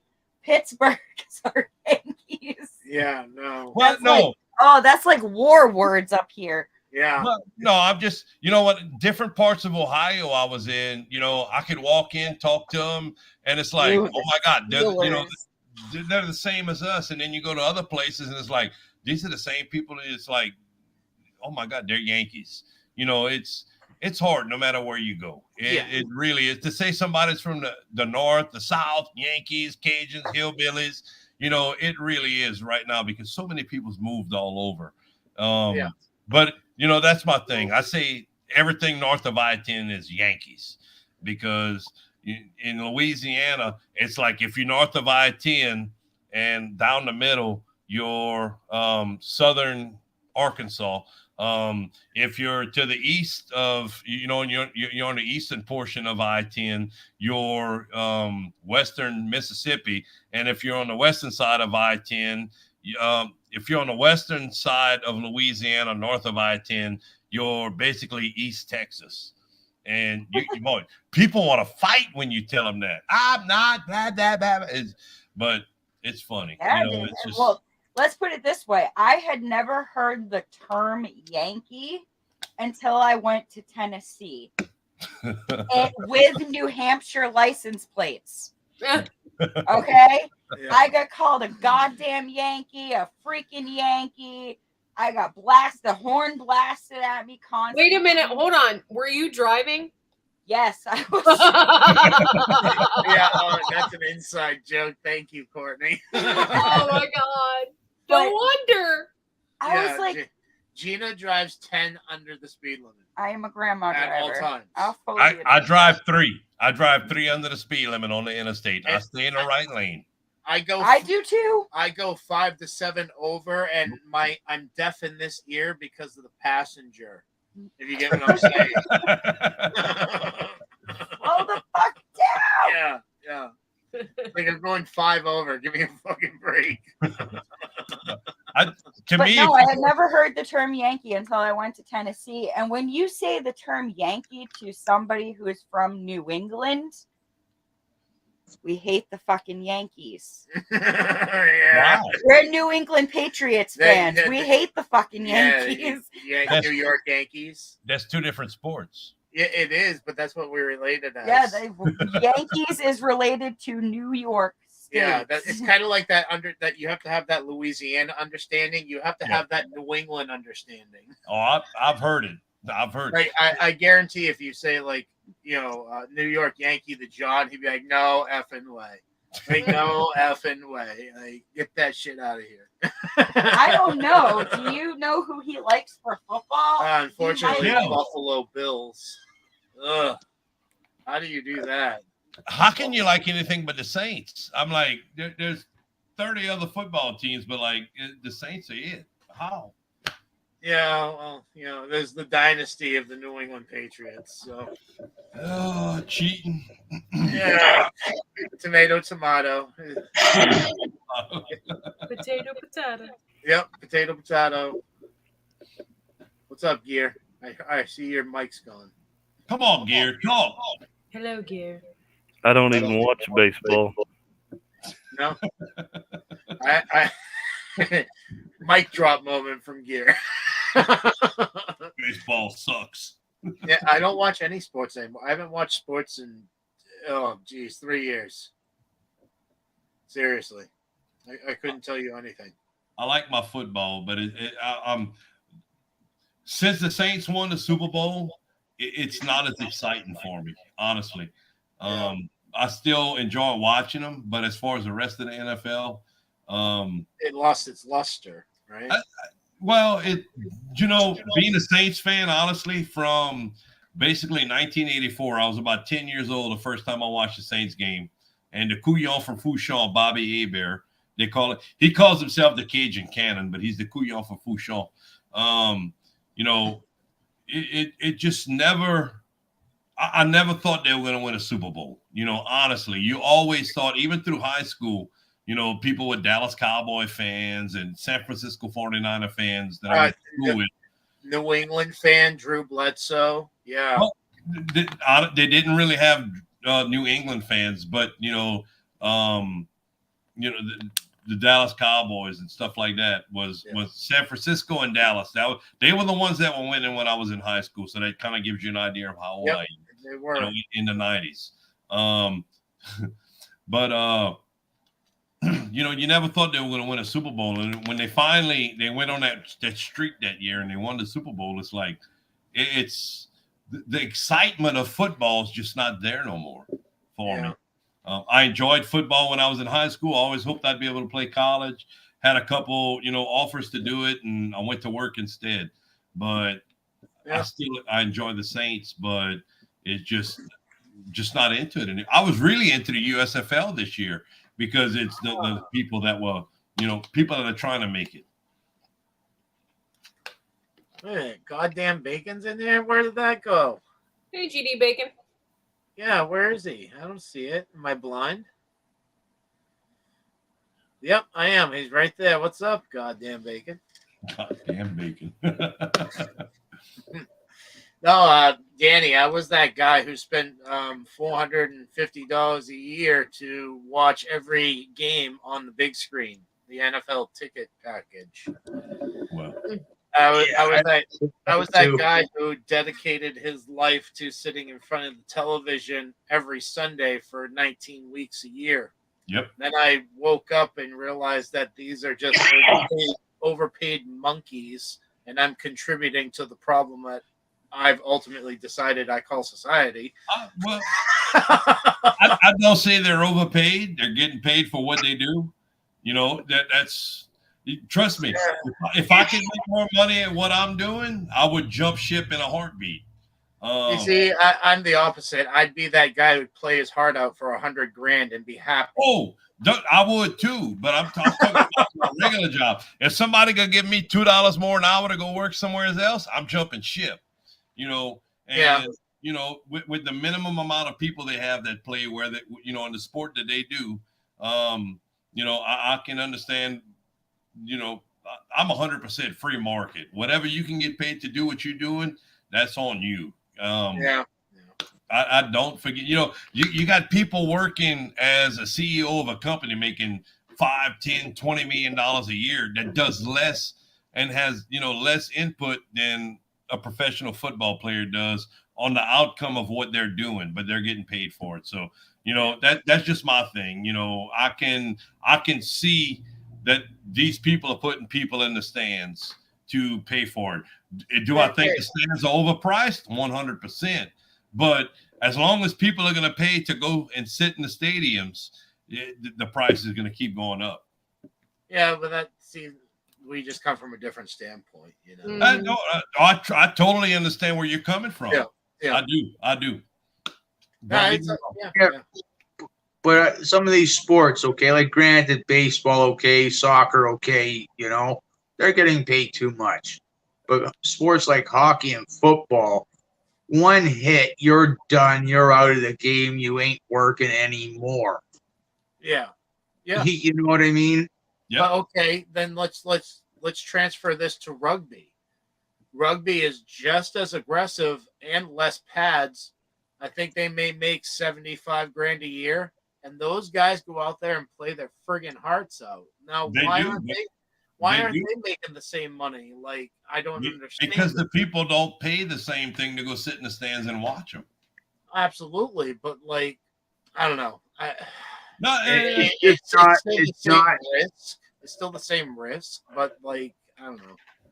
It's unfair. It is, but it's not as televised. It's not as big as the NFL, the CFL, and the NHL, right? I know rugby's bigger than the CFL. I'll give them that. Oh, okay. Well, still, you got to get in somewhere where they're making the big bucks, right? Like the NFL, right? Yep. Well, I got a Charlie horse. I'm sorry. I had to get up. It's not funny. It hurts. I know. I had one the other night when I was sleeping, and my leg still hurts. Oh. Yeah, no, I'm only laughing because it's like an old man thing, you know, an old person thing. Like, I can relate to that shit, Danny. Like, those suck. Yeah, but you still got 10 years to go to catch up. But here's the thing: I have 20 years of arthritis, my friend. Yeah, arthritis sucks, dude. Yeah, I already have 20 years of it. It's bullshit. Yep. But no, you get that cramp, and it's just like your leg goes straight out, and you're like, "Yep, okay, ride it out." Back in high school, I had two of them at the same time. My mama wanted to call it the ambulance and everything. I'm just having, you know, both my hamstrings after a football game. I lost 27 pounds of fluids. And like literally, I would get on the scale and weigh myself before the football game and weigh myself after. I lost 27 pounds of fluids in the football game. And I got home and everything. I went every Friday night after the football game, I'd go to the local local gas station. It was 12 pieces of fried chicken for $5. I would eat my whole 12 pieces of chicken. I went home, and then both my Charlie horses locked up at the same time. I'm beating on the wall, trying to straighten my legs out and everything. She's wanting to call. I'm like, just give me 5 minutes. I'll be good. But yeah, I get them a lot more now than I really want. And I'm not athletic no more. I will tell anyone that I'm not athletic. I'm half as athletic as I used to be. I'm less than that. We used to do the same thing, Danny. We would put on a plastic bag and then put on our suits. And by the end of practice, you would literally sweat out 5 pounds of liquid. Yep. Just in the sweat. Yeah. Yep. Like 20 pounds, that's insane. 27. That's the most I've ever lost. 27. And that night I had Charlie horses and both. It would be 80 degrees at halftime. It'd be 80 degrees at night. And we'd take our pads off at halftime and we'd be smoking because our bodies were so hot. Dude, I remember that in the awesome. colder months, and like you take your helmet off and it looked like boiling water, the steam coming off your head. We would do that. Yeah, we get that up here in the winters, right? Yeah, dude. Yeah. Snow or something. Go take off your winter hat, and you're just smoking, man. Yeah, this was in August over here. It's like 80 degrees at 7:30 at night, and we're still smoking. That's how hot we would get during the football games. It was. I would love to be able to still do that. Don't get me wrong. I would love to still be able to do that. I think every football player 20, 30 years down the road would say they wouldn't change a thing other than, ripping apart your knee and ending it all. But yeah. My knees. Oh my God. Arthritis in my knees. It's going to be 30 years next year that I've been out of high school. And oh my knees suck. My shoulders suck. I hate it. I hate getting old. Yep. Yeah. And having a 6-year-old trying to keep up with that little asshole, a 6-year-old the size of an 8-year-old trying to keep up with him. Daddy, hold me, dude. You're like 5 feet tall and 80 pounds. I can't hold you. Your feet drag the ground when I try to hold you. Stop. I am so glad that I that is my nephew 100%. He is 5 and the size of a 9-year-old. True. We just went to his birthday party the other day, and I'm watching my brother carry this kid around, and I'm like, how? You are such a little dude. Like, how are you carrying him right now? But he did. And now he's got another one on the way. I'm like, you're going to have your hands full. Yeah, I love that hat, dude. I'm not having no more. I'm done with Courtney? Yeah. I didn't think he was either. It's been 5 years. You know what I mean? I want the rainbow one gear. It was 20. That would be really cool. Sheena broke me down. Let's have one more. All my friends were having kids whenever we decided to have Colt. The Lollipop Guild. Girl, yeah. Blue's not here, but you guys can get. I'm pretty short. Yeah, so it'd be the Lollipop Guild for sure. What about it? Something? He says they have a special league for you, my queen, the Lollipop Guild. I'd be in that too. Don't feel bad, Courtney.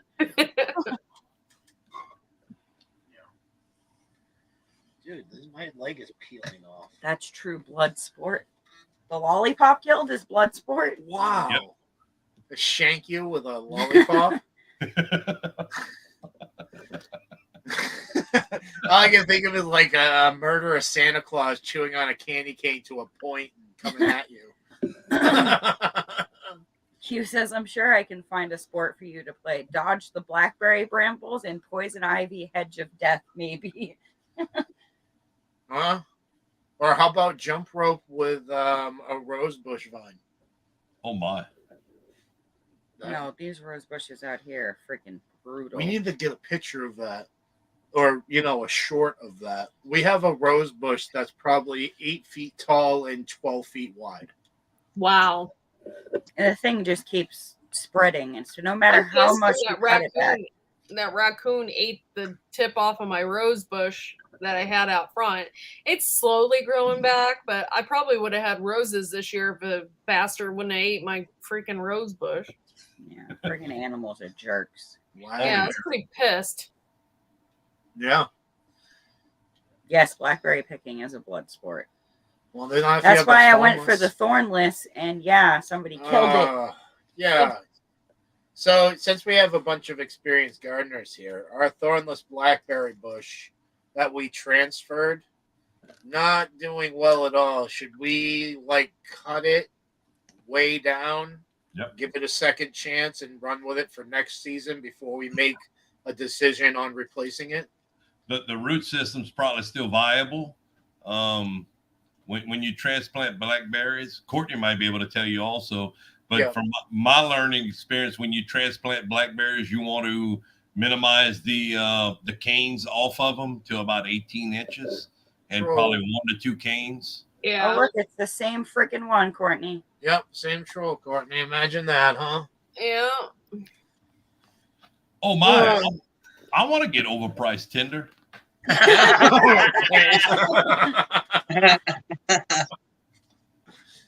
So, Courtney, your opinion on that as well, please. Not Yeah, the sex Tinder, the blackberry. No, fuck both. I mean, we want I to. was like, no, yeah, basically what he said. You can't kill them. You really This can't. is see, I hear that about the thorned blackberries, but the thornless I hear are the opposite, and they're very sensitive and killed easily.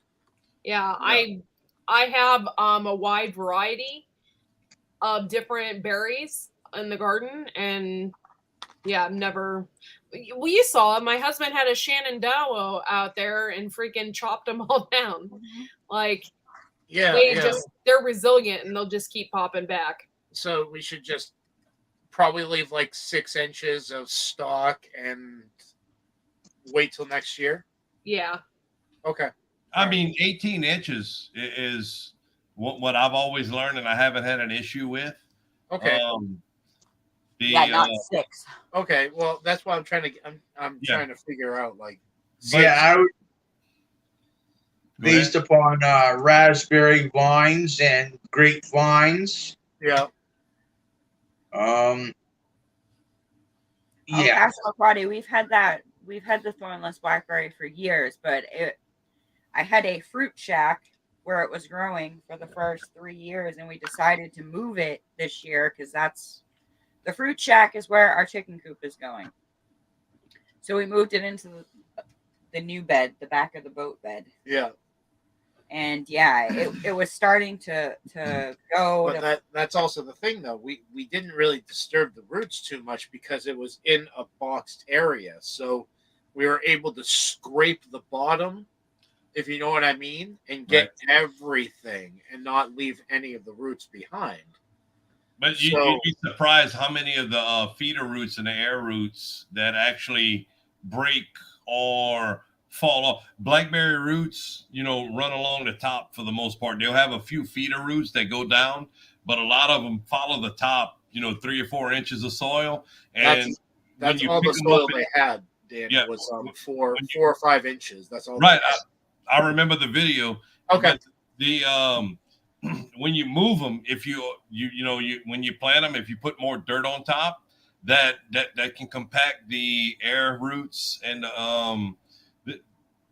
Gotcha. It could be too much, and everything I've read, when you move, you want to reduce the amount of growth and greenery that the initial plant has, even though you move, 20 gallons of it. I've seen people go in and use a tractor with basically they remove 20 gallons of dirt from the soil, and they still say the same thing. You want to cut it back because the movement of it causes issues with the root systems. They don't like to be moved. So you want to cut it back to between 12 and 18 inches, 2 to 3 stalks, and you want to wait till the following year for them to put out.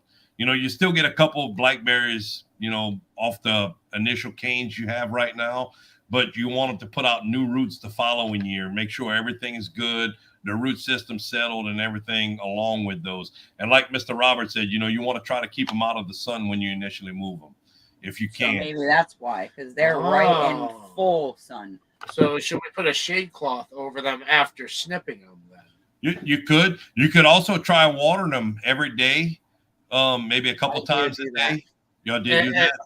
At least every other day, yes. Yeah, because like right now I have blackberries in 3-gallon pots. I know you'll have a lot more room than that, but I have my blackberries in 3-gallon pots, and we have to water them daily, or they will run out. Blackberries, they do take up a lot of space, a lot more than you realize. The space in a 3-gallon pot is really, almost too small, and I only have 18 inches at the most on the initial growth on them that was sent to me. But we're still waiting. That was I thought we'd have the property by now, and they'd already be planted out at the property. Yeah. And when they go through, I planted them in 3-gallon pots, and the 3-gallon pots, they are slap full. I grabbed the plant, pull the pot off, and the dirt doesn't even come off because there's so much roots inside the 3-gallon pot. Yeah. So that's another reason we were hoping to move it, is because it was starting to get so compacted in with all the other bushes that were in there. We're like, there's no way. Like the other raspberry bushes, we saved about 60% of them. About 40% died. So, but I think those are the older canes anyway. Yeah, and there's a lot of new shoots coming out from. Right. Yeah. I remember y'all pulled them. Y'all separated a whole bunch of the raspberries from that. Y'all had that big, and you was dragging it out and everything. I remember the video on it. It was, but I really think that pruning it back to about 18 inches, keeping that root system alive, and letting it start to put out new growth next year would be. Or you might. You see, down here, we've already, the blackberry plants have already started putting out their new shoots for next year, the new canes. Y'all probably don't have that portion of it yet. So, next month or the month after, I'm not sure when that would start. They'll start putting out the canes for next year. You want to let those grow to the proper length. But the ones that you had for this year that are green, probably around 18 inches would be the best, cutting them around that. I don't even know if there's any green left on it. Yeah. I'm not sure. All right, now the next question. They do like a lot of fertilizer. Yeah. They're heavy eaters. Concord grapes. We think we killed ours. Oh, I can't help you with that. We can't grow that down here. The vine borers kill them. Okay. Courtney, you said, oh boy. Do you have any know-how? I know nothing. I have grapes. However, they haven't done shit. So Lewis, my friend. Lewis? They're completely dead? I think so. They started, I cut them way back because, I did my YouTube research, and it said that the first and second year you want to cut them way back so that they work on building their root system and not putting out green. Again, the root system's only allowed to build in the 4 inches like the blackberry bush. Yeah. So it only has 4 inches. Go ahead. Okay, so it started after I cut it way back. It started getting green foliage, but I mean barely starting, like the baby leaves, and then they just stopped and died off. And now the whole thing looks like dry wood to me. Yeah. You scratched it to see if there's anything. I haven't scratched it yet, but it looks like dead wood to me. With like the muscadines, again, the 4 to 6 inches of soil on the top will that's where most of the roots grow. With the muscadines, as the plant grows across the trellis that you're growing, the roots are going to follow the upper leaves of it. Most of the time what you try to do is leave 1 or 2 shoots going across the trellis. As far as what we do with the muscadines on the trellis, some people just put them in and let them go wild. It's the same thing, Danny. That's what I was going to do, but after doing my research, every channel that I listened to was like, nope, you don't want to do that. You want to cut them way back, because if you don't and you let them just grow out, they're going to have tons of foliage, but they're never going to produce fruit because they don't have the roots to support the fruit. But my understanding, with the initial growth, you want to let it come up, try to keep it 1 stem, and then let it go 2 stems when it gets to it crosses. You don't want to cut that off, and you don't want to trim that until it reaches the 12 to 20 foot, depending on your trellis system and the type. I don't know if you've seen it, but Kinfolk Farm has a beautiful setup for his muscadines. He has a lot of muscadines, and I have been watching that because I want to do my muscadines the same as him, and I also got some really good ideas on the blackberries. I want to do a similar system like he does the muscadines with my blackberries. All right, Robert's saying the same thing. What's up, Cajun? The way Cajun does the grapes there is exactly what winemakers do with their grapes. Yes. Every year that they go, like once they harvest what they need, and then what they'll do is cut back everything to how Cajun just said. Mm-hmm. Well, we don't cut back the initial the runner, the initial runner. You cut back the suckers, basically like a tomato plant. You will grow suckers or stuff like that your grapes will grow off of, and you want to cut. Ison's Nursery has a really great.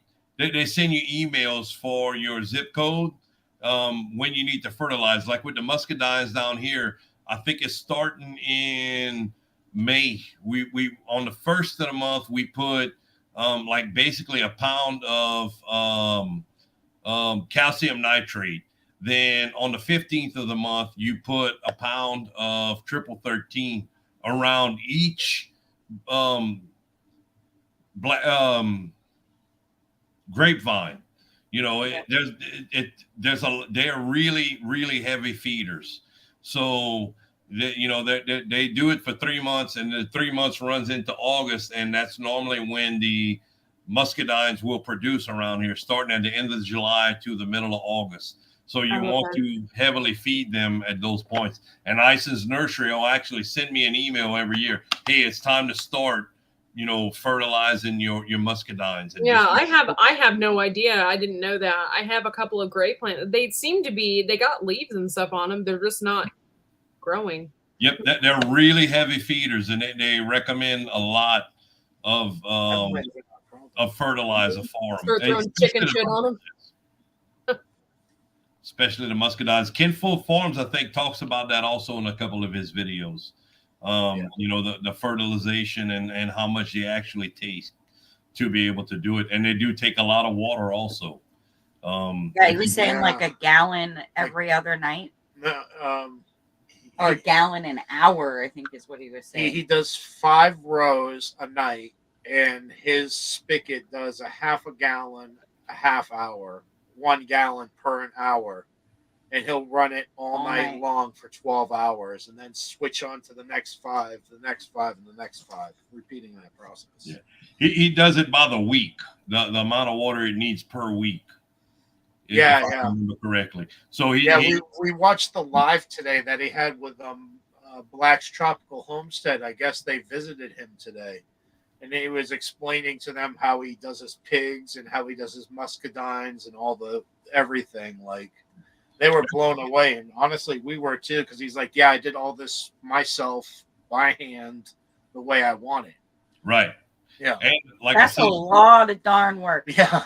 It's a lot of work, but if you get it right from the beginning, it makes it so much easier down the road to be able to do it.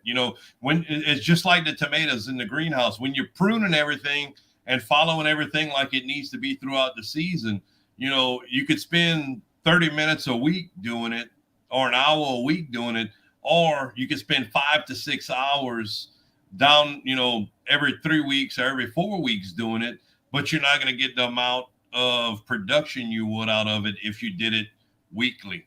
Being able to do it, giving them the right amount of water and giving them the right amount of fertilizer really makes it, everything's down to a science. If you could find the people that share the science with you on how everything grows, your production is going to be amazing.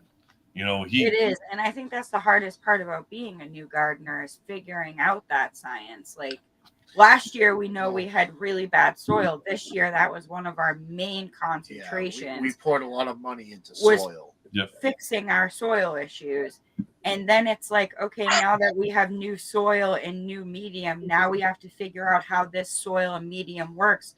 because am I watering too much? Am I not watering enough? And figuring out, because we do the lasagna layered gardening, am I burning too much nitrogen to use up all the material that's underneath? Like all of that stuff. And it's amazing to me. Like you can go out and look at all 3 of my tomato beds that were all planted at the same time. All of the same products were used. And you look at my first tomato bed and it's dark green, beautiful, gorgeous, lush tomato plants. You look at my second bed and you're like, what the fuck happened to you? Yellow, everything's struggling a little more. And then my last tomato bed, everything's like in between those two, like not lush and beautiful, but not quite as bad as the middle bed.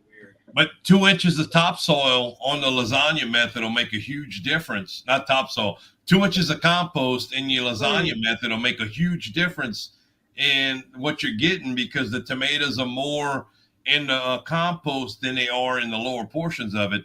And each year, as your stuff breaks down, you know, it's going to change a little bit until everything is broke down. You know, you're not using up the extra nitrogen that your tomatoes are using. You know, it's going to be a learning experience until everything's broke down and you're just adding compost on the top of it. What we actually did, it's not until everything's broken down. It takes a couple of years.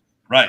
I know for my place, my entire gardens, when I first started this, okay, I said I slapped the garden together.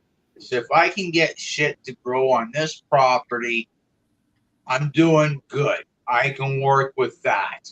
Yeah. The following year, that year I had stuff grow that wasn't too big, so I knew, okay, fine, I have to do make patch, strawberry patch, this here, there, potatoes here, this here, that there, right? So I'm working away at it, you know, and every year it's gotten better. You know, the thing about the lasagna method is the water drains really quickly. All that stuff, all the stuff you put in there, the good stuff, drains out really quickly. There's no dirt on the bottom portion of it. Yeah. So as time goes on, all that dirt and everything is going to matted down, wash down. And when that dirt and hits that wood, especially that wood, it will help out big time. So once it breaks down. Yep, it's a waiting game. Yep. Because wood helps for some uncertain reason. It helps for the good bacteria or the good bugs or whatever, right? So it takes time. You may not notice it this year, but next year it will be better. Yeah. The following year it will be better. Another thing that we did, we took a page out of Courtney's book this year and used the Pro Mix, which comes with the peat moss, the perlite, all mixed up. And what we did is we mixed in most of it's half of that, half of our natural soil from native soil, and then we mixed in compost, cow manure, all together, and that's what our beds are mostly made up of, is those 3 components. Y'all have some amazing compost y'all were getting also. That I'm not able to find that around. It's because of the forest line, buddy. Right. Well, the forest line, and we literally, when we do our lawn, when we clean out the garden, as long as it's not diseased plants, like everything goes to the compost pile. Right. I need to get my neighbor to bring his backhoe over here so we can just do flip it over, and then all that stuff underneath there is going to be gold. I'm hoping he'll throw in some of it. The compost, always. You know, I got a composter here. Every so often, I turn it over myself. It's a lot of work, Lewis. I know that's a piss poor excuse, and I should just do it. It's a mountain. It's literally a mountain. To hand my neighbor a $20 bill to help him out with his family to take 5 minutes. You know what I mean? Yeah. Yeah. Here's I some gas don't know money. what you guys are putting in there and how much, right? But Everything. depending upon how much you are putting in there, I'd recommend throwing some ashes in there, some sand in there. Our native soil is pretty much sand, Lewis, where Yeah, we're we so live on the close to beach. the beach. Because when they do it, right? That's not something you think New Hampshire would have, but then I forgot there is a beach right there. Yeah, well, it's right there. I mean, and you go back through history, and like our property once upon a time was probably beachfront property. Absolutely. Because that's all our backyard is. Like we have such a hard time growing grass and everything just because it's like and beach that's sand. It's the actual reason why we sand. put our fruit forest where it is strategically 3 feet down. After a foot, it turns into soft sand. After 2 feet, it turns into a dark brown, then dark black sand. And then another 6 inches down after that is the water table. Yeah, you're literally hitting Yeah. water. So what you do is instead of like when you're getting your soil at the top, right? Maybe 3 shovelfuls of that. Then you add an extra shovel of sand, straight sand. Yeah. Because We did that with our potatoes. Yeah, it's a lot like your Miracle Grow, right? 20, 20, 20, 18, 10, 5, right? Yeah. There's so much of this, so much of that, so much of this.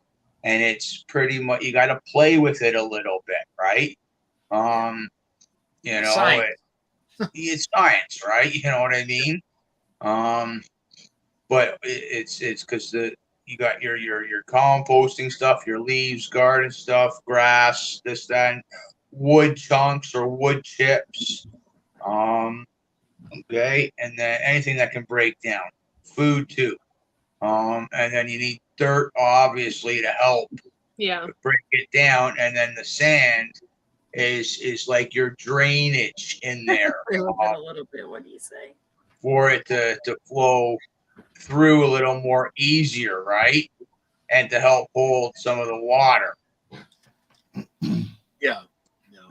So the if you guys didn't see, we made a pea tea. Yeah. The other day. I later shared more video. Using our old pea plants.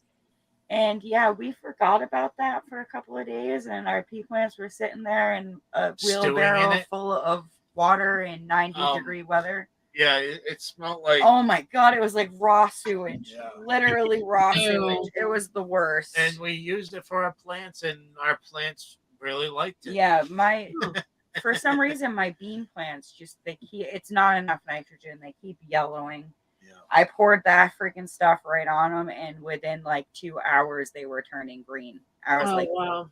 That's pretty miraculous. Yeah. But we think it's the same problem Lewis was just describing. The way we lasagna garden it, no matter how much you strategically place each stick to take up as much volume as possible, there's still a lot of voided area. And that all's just going to get, mashed down. Yeah. Yeah. Once it breaks down, though, in a year or two, you guys are going to have some amazing soil. And, basically from the bottom to the top is going to be perfect. Yep. So, y'all going to have complete compost top to bottom, and it's going to work great.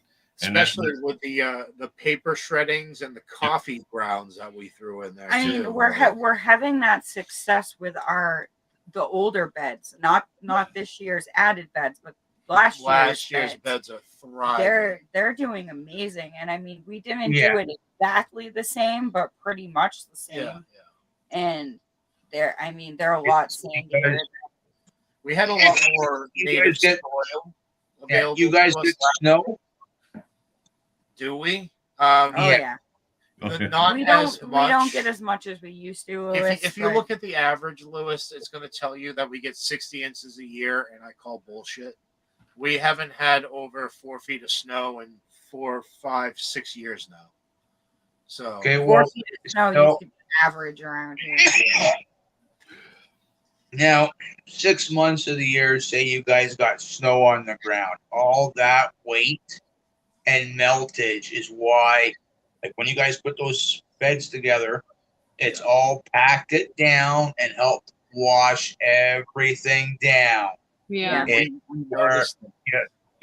You guys, like how you showed sticks, branches, all whatever, that's been all packed down and washed down.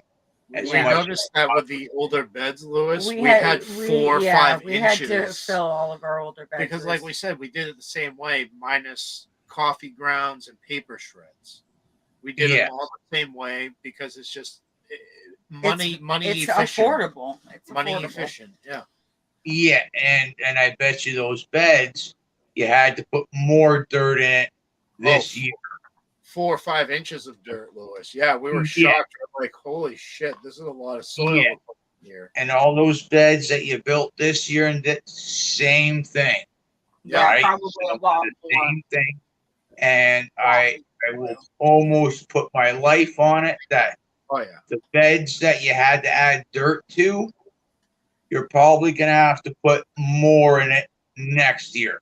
Oh, yeah. So the onion bed that we have, I don't know if you specifically know which one I'm talking about. It has the 4 bays with the water cell.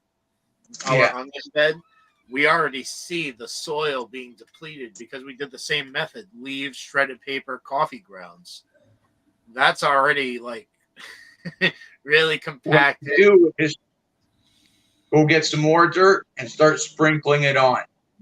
Not for the onions, buddy. You want to be able to ring your onions, so that way the sunlight actually feeds them energy and lets the bulb grow.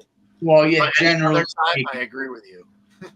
Yeah, just keep, because that's what I do with mine, right? That's why I've got so much dirt this year, right? Yeah. I'm going to be getting another load when I do my running around again, getting another load of dirt and 2 apple trees, right? Little sprinkle here, little sprinkle there, little sprinkle here. You know, not much, you know, like a couple wheelbarrows here and there, right? You know what I mean? Like, yeah. Well, the compost is going to break down, and you're going to lose it. You know, it's as it breaks down, it's being uptaken by your plant. So you're going to lose portions of what you have in the bed every year with the compost. Okay, guys, it's almost 2 o'clock in the morning here, and I didn't realize. So, all right, Courtney. Thank you for coming up. It's always good to chit chat with you. Yeah, it was great. Great talk tonight. So I'll talk to you all later. All righty. We'll probably see you tomorrow. We'll be fishing all day live. All right. Sounds good. All right. See you later. See you later. Bye, guys. Bye, Courtney.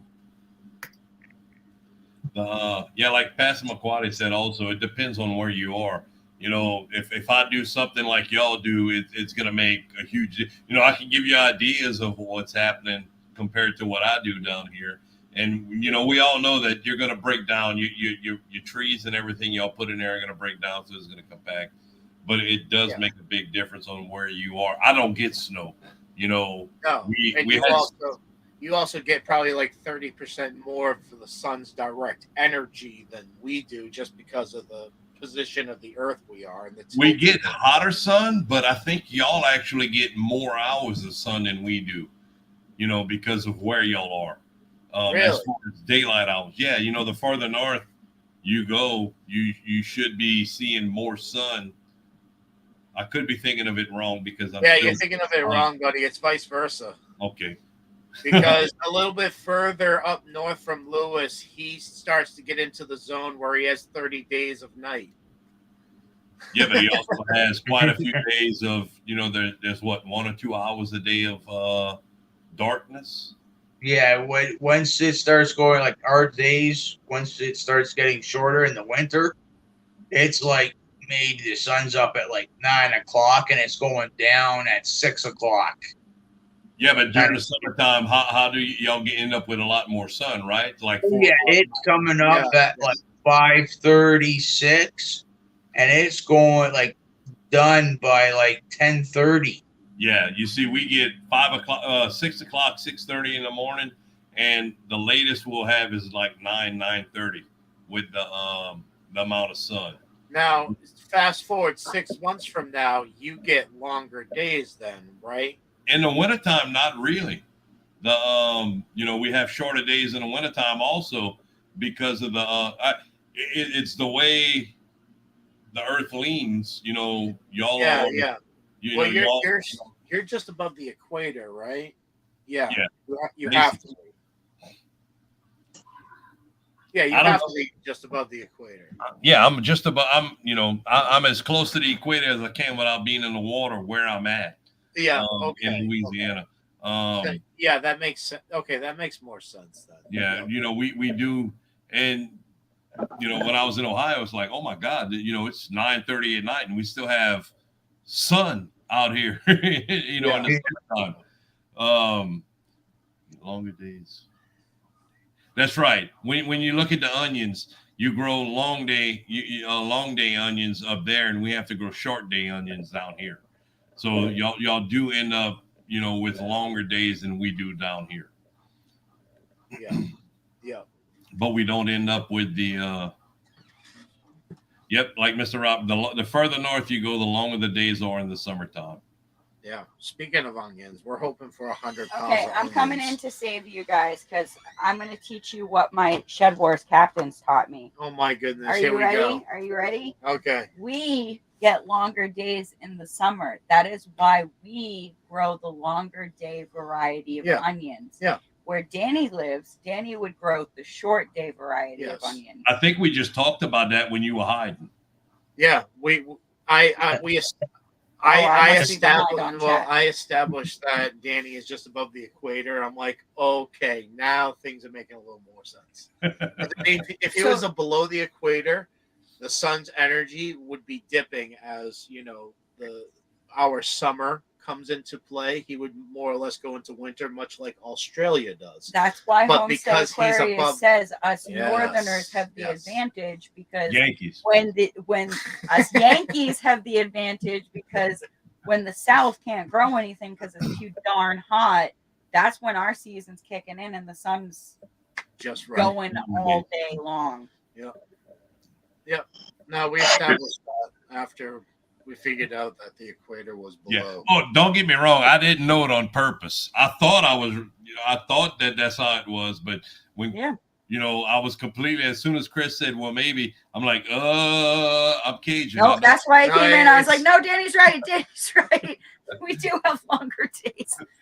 Give us a little credit up here." Yeah. Oh, y'all have some amazing.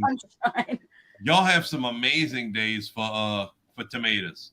When I was in Ohio, the way they grew tomatoes is like, oh my God, y'all have it. It's just like, the season isn't as long, but the amount of tomatoes and the beautiful tomatoes that people would grow where we were at in Ohio, where I was at in Ohio, was just like, I hate y'all. I really hate y'all because y'all have the perfect growing season to be able to grow it. Even though it's 100 degrees, it feels like it's 80. Compared in Louisiana, when it's 100 degrees up there, I'm walking around. It's like, oh my God, this feels amazing. The people up there are falling out, but you come down here and it's 100 degrees. It's like, oh my God, it's hot with the humidity. It was just completely different. The humidity makes the difference. Like we had our first air warning yesterday. We had our first 90-degree day. It was 90 degrees, but our humidity was at 25-30%. So it was like, wait, wow, this isn't a bad 90-degree day. Like, no, wow. 25-30%. We actually we were in the mid 90s and the humidity was 94 to 97%. When I say it's like it's lava hot and we feel like we breathe in water. We went fishing last night, and towards the end of the night, there was a storm coming in. So the temperature dropped to about 75, but the humidity started raising. By the end of the night, we looked like we just got out of the shower with our clothes on because 75 with 100% humidity was like, oh my God, it feels like 100 degrees. My phone was alerting me to get inside the house because the air was not safe to breathe. And here we are fishing. Yeah, we did catch 4 stripers last night. So. Nice. Yeah.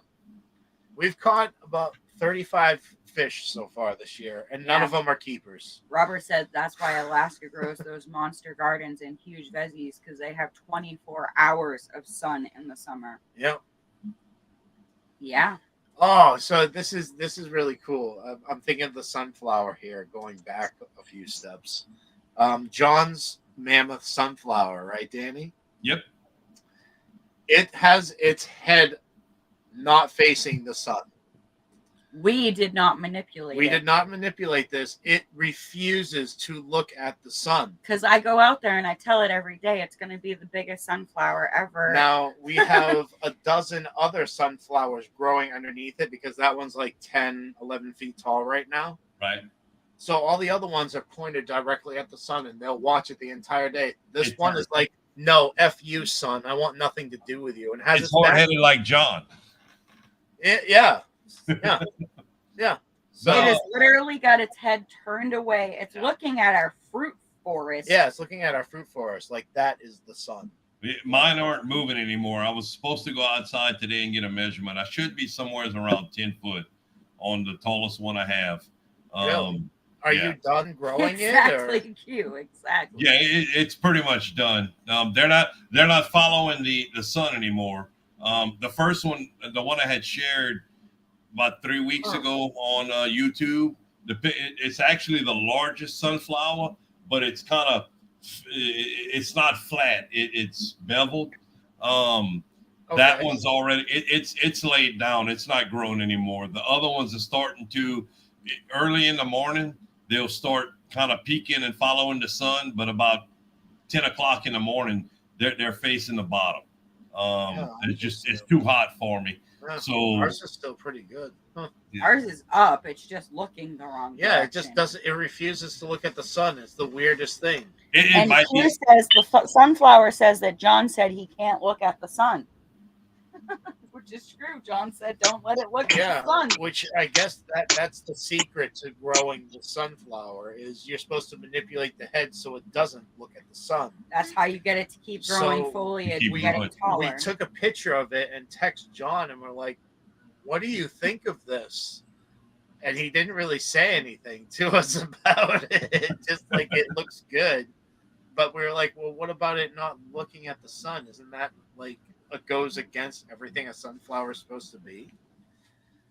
It's very odd, dude. It's very odd. But the initial picture that I had posted on YouTube, that sunflower plant also has like 9 different smaller sunflowers. It's so weird that yours is doing. It's got to be the different climate. It's got to be. It's just that one plant that did it. And I want to I'm going to try to separate all the sunflower seeds from those as opposed to the other 4 or 5 that I have growing.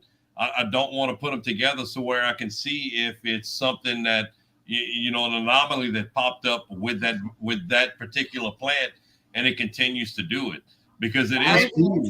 Okay. How about this for a thought? Do you think it's like a hybrid with like a teddy bear sunflower where they have, hundreds of heads?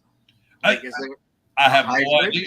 It could just be the anomaly. It could be, that seed had something in it that told it to grow that. It could be the climate. I think we have pollinated splice is what I'm getting at. Like I'm hoping that's what it is, and I'm hoping that it continues moving forward to do the same thing because it's still made a huge head. But it had awesome, dude. Yeah. So I'm gonna sell them that. I mean, Gail grew a beautiful sunflower last year that had the same thing. It had like 10 heads off of it. Right. And Gina and I were just like, wow, look at that shit. It's cool as heck. It really is. We've had probably 10 different people stop over here and ask for seeds off of it if we sell them.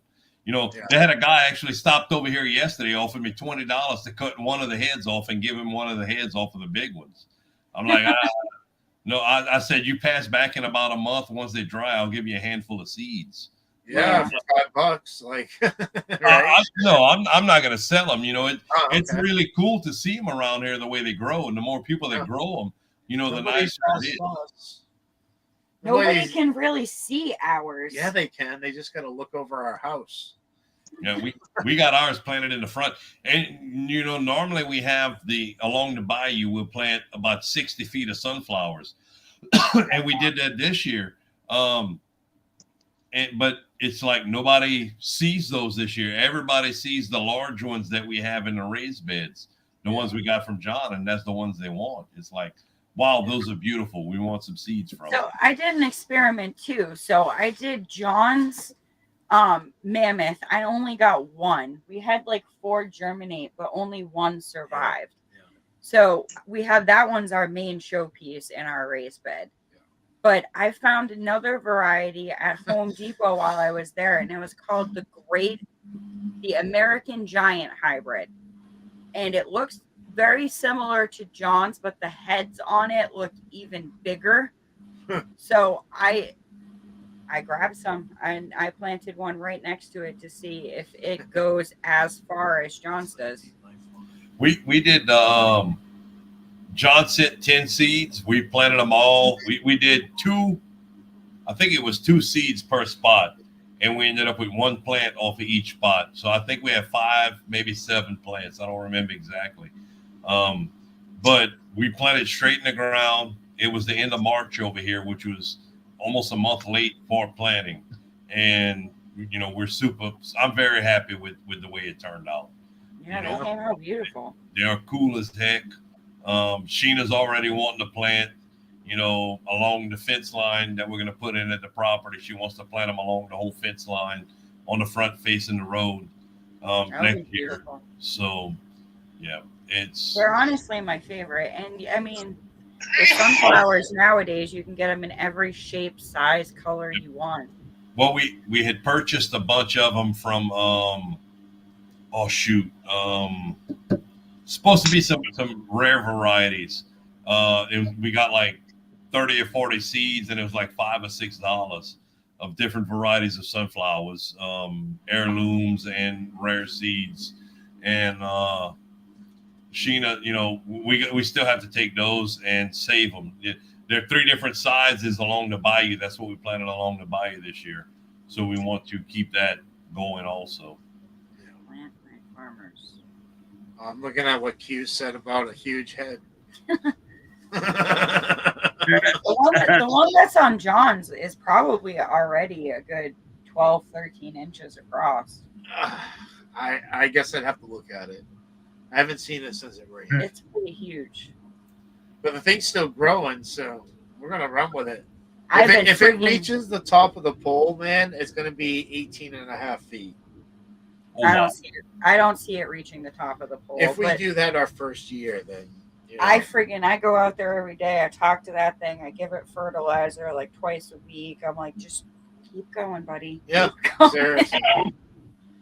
I would like to at least beat what John did last year, and I think his was like 13 and a half. Wow. Yeah, I'm not going to reach that. You know, we did. Now, the base of the plants are probably 8 inches around. They are huge. You know, Pop's like, oh, you're going to have to take your tractor to get that out of there. I'm like, I'm not doing that. I'm going to take the sawzall and cut it off, you know. There you go. I'm going to leave the roots in the ground and take the stalk out, basically. And then remove it next season. Yeah. Yeah. If we try to remove the root system that's underneath, you know, we're going to pull the raised beds and all the dirt and everything out of them. They are huge. I've never seen anything close to it. The okra that we've had before has been about 2 or 3 inches around in that bed. These you know, sunflowers are just amazing how big around they are at the bases and all the way up to the top. The leaves are big like my head. Ours is deformed. So when we first planted it, we started it way too early. We started it in the house when it was still snowing out. Yeah, so we had it 4 feet tall before it went into the ground, and that's because it was leggy and it was stretching. So when we John told us was a great thing. Yeah. Right. So when we planted it, it had about right now it has about a 3-inch diameter for the first 4 feet. And then for the rest of it, it has like a 6-inch diameter. So it has like a fat neck head all the way up. It's so weird looking. It's amazing. It really is amazing. But we have it tied off to the pole and everything, so the stability's sake is okay. If people saw us in real life trying to plant that thing, they would have been cracking up. Oh yeah. It took both of us to remove that thing we from did a video on it. We did. But it took both of us to remove that thing from the freaking pot. Yeah. I'm holding the stem, he's holding the base, and it was kind of twisted. Yeah. Like, don't you dare snap this thing. I will kill you. I was like, them a-holes, they have like, it's cheating. They have like a 6-foot plant they put in the ground, or and it's not fair. That thing started on the windowsill in here. It got so big in the house, we actually had to put it on the floor. We had it on the floor, and we had it strapped to the windowsill. And it was like, yeah. We're like, oh, please, we need better weather. We need better weather. It started to reach the top of almost the ceiling, and we're like, we got to get this thing It was outside. getting to the top of the windowsill. And we're like, come on, weather. Just cooperate with us. Then when it said, 50s and above, we're like, pulling the trigger. Pull the trigger on 50s and above for a while. I'm going to have to start mining the house around December next year. Give me an extra 3 months growth. Chocolate on your you got to put chocolate on your grocery list. We just had cheesecake mousse. Oh, it was so good. Oh, I love cheesecake. Oh my god, dude! Walmart up here now makes like a cheesecake mousse. Yeah, and you'll find it next to an Oreo mousse. Oh my. Yeah, both of them are amazing. We tried the cheesecake one, and it's called French style cheesecake mousse. Yeah, highly suggested, everybody. Really good. I need to stay away.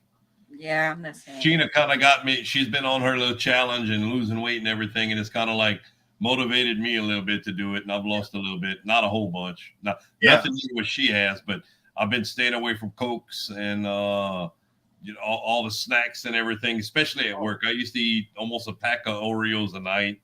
If I wasn't eating Oreos, I'd eat a box of cereal. Try this stuff out, buddy.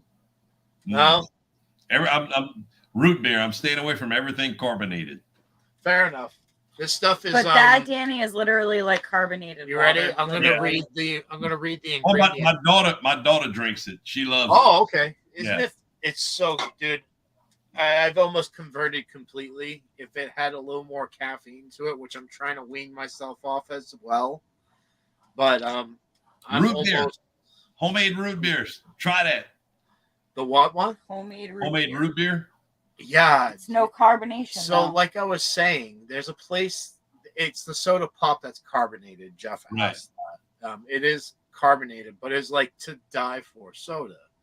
But go on about this. What is it? Just like a juice? Like not? I don't. It's a root beer concentrate that basically you take 3 to 4 teaspoons, depending on your taste for it. It's full of sugar. 3 to 4 teaspoons of the root beer concentrate and a cup and a third of sugar in a gallon, and then you put the water in it, shake it up real good, and you let it sit overnight in the refrigerator, and you drink it. Oh my! That's what when I was growing up, that's what my grandparents had. When you either had tea, lemonade, or root beer when you go. So we drank the root beer. Do you have a recipe for this? Yeah, it's like you get the concentrate. Just buy the concentrate. Oh, okay. You say homemade, so yeah. Okay. You use the concentrate. The root beer concentrate is 3 to 4 teaspoons, depending on your flavor for it, how you like it, with a cup and a third of sugar in a gallon of water, and shake it up real good. I could use Splenda instead. Yeah, I'm not a sugar fan. Yeah, Pop uses Splenda as well. Cool. I like the sugar. But Pop uses Splenda, and he just, it's just something we grew up with that we didn't like because that's what we had all the time. And with the cost of Coke and Dr. Pepper and all, we call everything a Coke. So with the cost of Coke around here climbing with everything else, I went to root beer and, basically found that the older I get, the more I like it. It really, the coolness it puts in your stomach when I drink it, it's like I could drink it, go outside and work in the heat, and 15, 20 minutes later, it's still my stomach still feels cool. You know, when I drink water, I don't find the same feeling. You know, it gets heavy. But with you know what I was just thinking? Lewis has that maple sugar water. Oh yeah. That would be amazing, I would imagine, with some of that root beer stuff. I bet How about it, Lewis? Yeah, probably. Maple sugar watered root beer? Hell yeah. Oh yeah, that would probably be amazing. Oh, buddy, you got to try that. Next time you go, next month, when you go into store, Lewis, when you go into town from your friggin' vacation home, Lewis, pick up some of that root beer concentrate. Yeah, I don't know if you knew that, Danny, but Lewis just lives in his own little paradise and goes into town once a month. It's a month. I've seen that on it. It's like I wish. I'm jealous. Like I would have to move away to get away from town to not have to go in town. Yeah. I couldn't do it with the kids, you know, and Sheena stuff, you know. But as far as me, I could easily go once a month. With what we got in the freezer over here, I can go every 6 months with the freezer ice, and you know, short of not having onions because we didn't grow onions this year. If we grew our own onions, I don't have any issues like going to town every 6 months. Now, Danny, can you start those in the fall there, or is that something you gotta?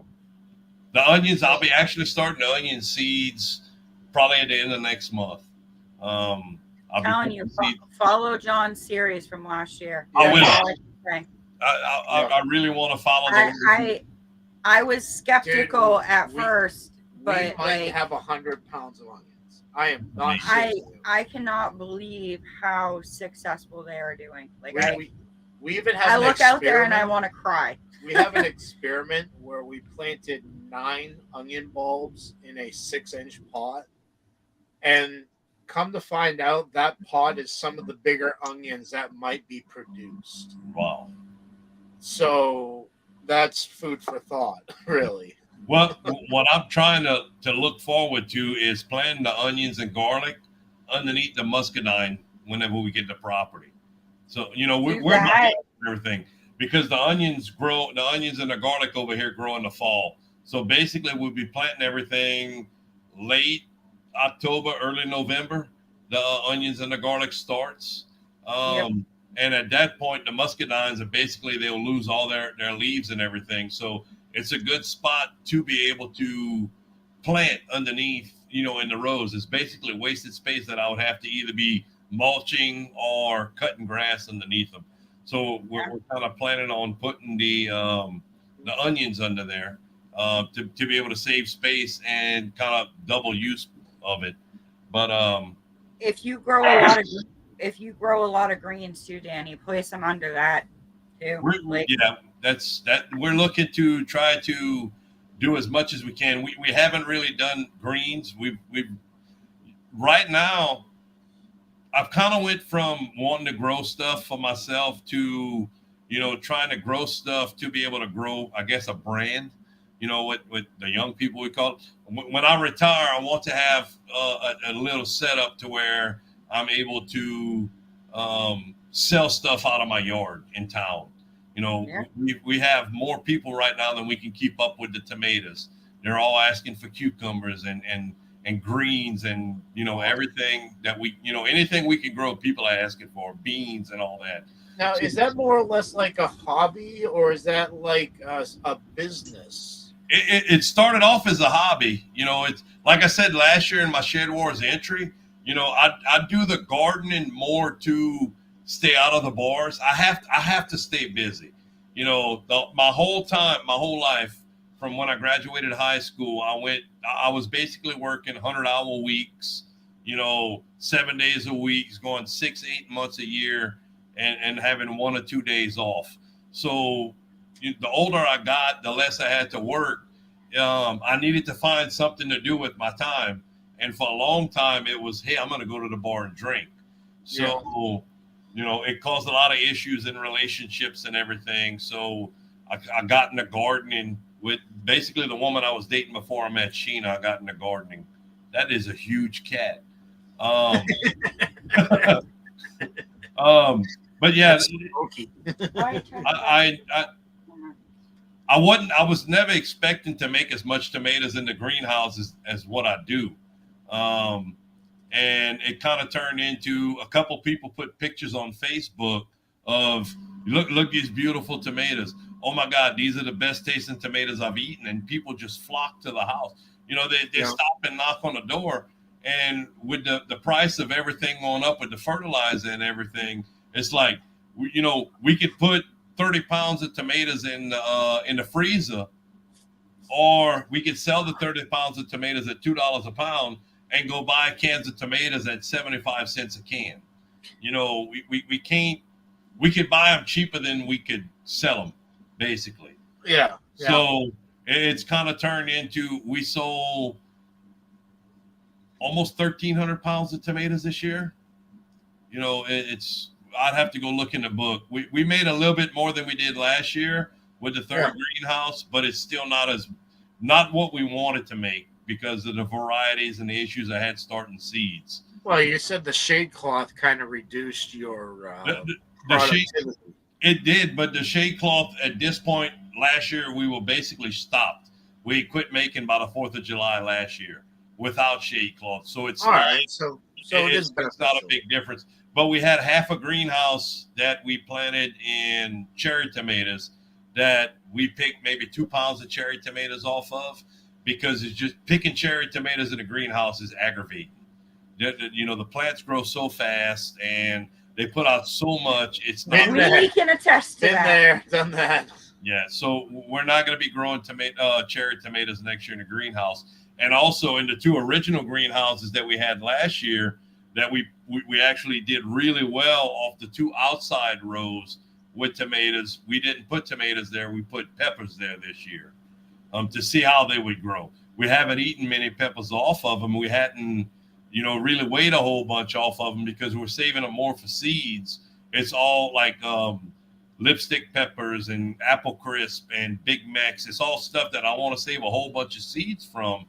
But it's not stuff that I've really tried this year. We haven't eaten a whole bunch, so we haven't really weighed a whole bunch of the stuff.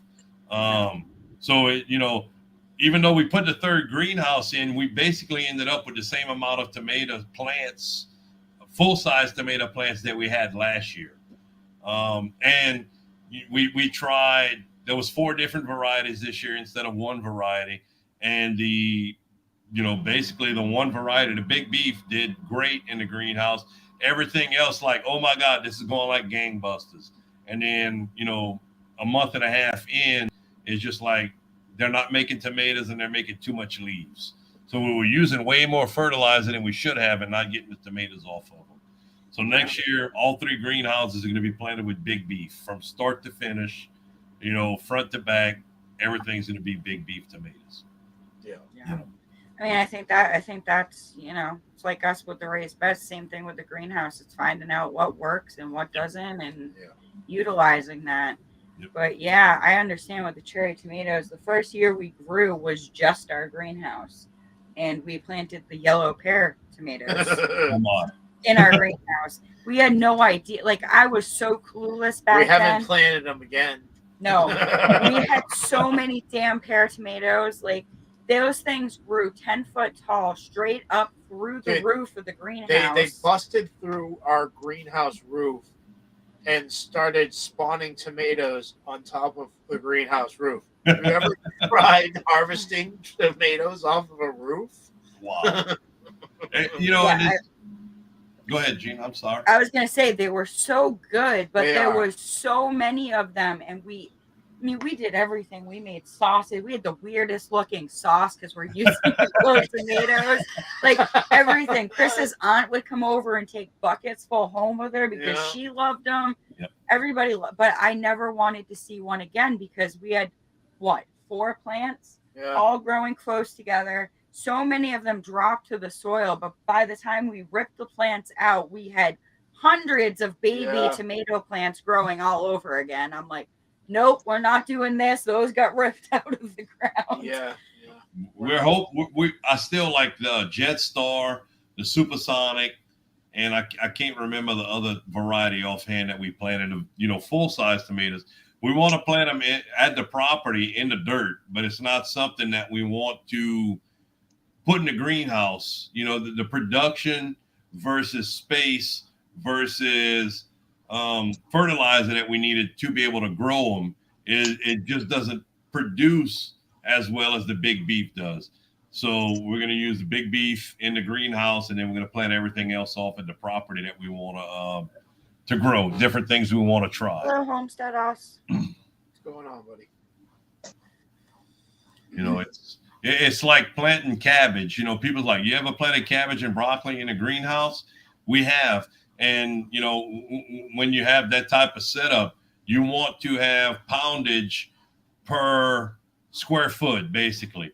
But if you could produce poundage or close to the same poundage per square foot as you're doing outside, it's better to plant it outside and plant something like tomatoes inside where, outside we'll get tomatoes, say you might make 2 to 3 pounds per square foot, where in a greenhouse we're making like last year we made basically 14 pounds per square foot or per bucket.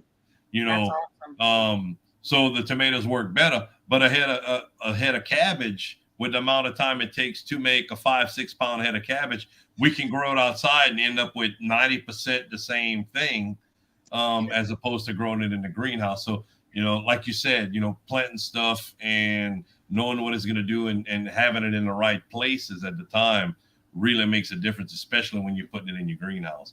Those pear tomatoes will grow just as good outside and produce the same outside as it will inside the greenhouse, and you won't be overburdened with them. That makes me think that the amaranth that we're trying again this year may not work, just because it needs to be a certain heat, it seems like, for it to take off.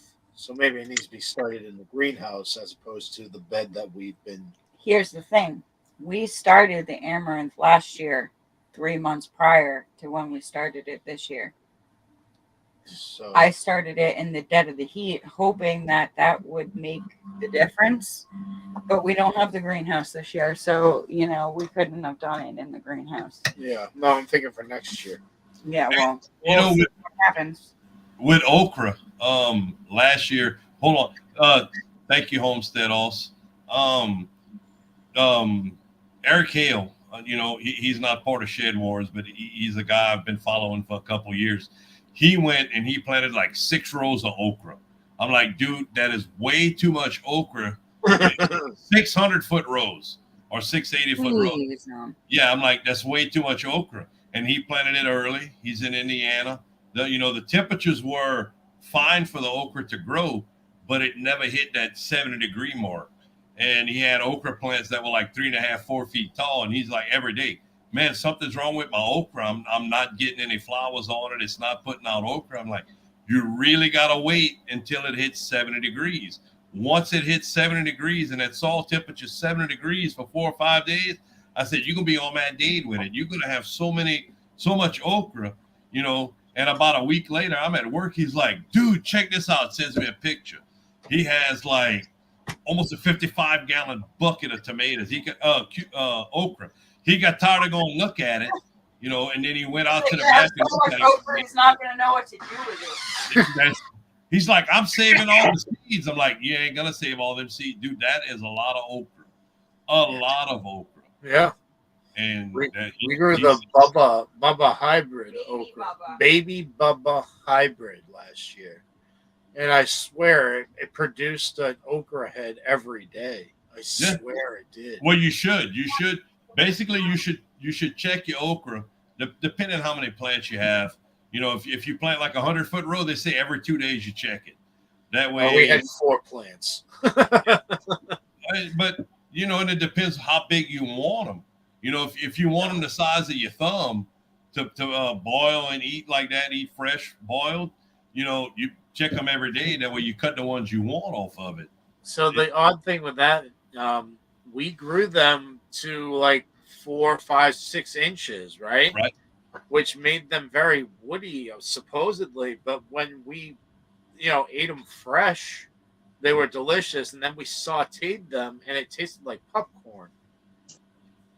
But but different varieties are good for different things. Those. If it's a baby, they're probably growing them more for a 2.5 to 3.5 inch. Excuse me. They're probably growing it for 2.5 to 3.5 inches to where I believe it's the bush. The Yeah, bush so that they the talk reason about. why it's called baby, Danny, is because the bush itself is one of the miniature varieties. So the plant itself only gets about 2.5, 3 feet. I got you. We'll grow cowhorn okra over here, and it'll get 12, 14 inches long, and it's still not woody when you cook it. What? And everybody said we were picking it wrong because the whole okra is slimy conversation, and we were like, we grew okra, it was never slimy. Yeah, never. And they're like, oh, you're picking it too late. And I'm like, it was still edible. Yeah, it wasn't we picked hard. It at 2 inches, and we picked it at 6 inches, and never slimy.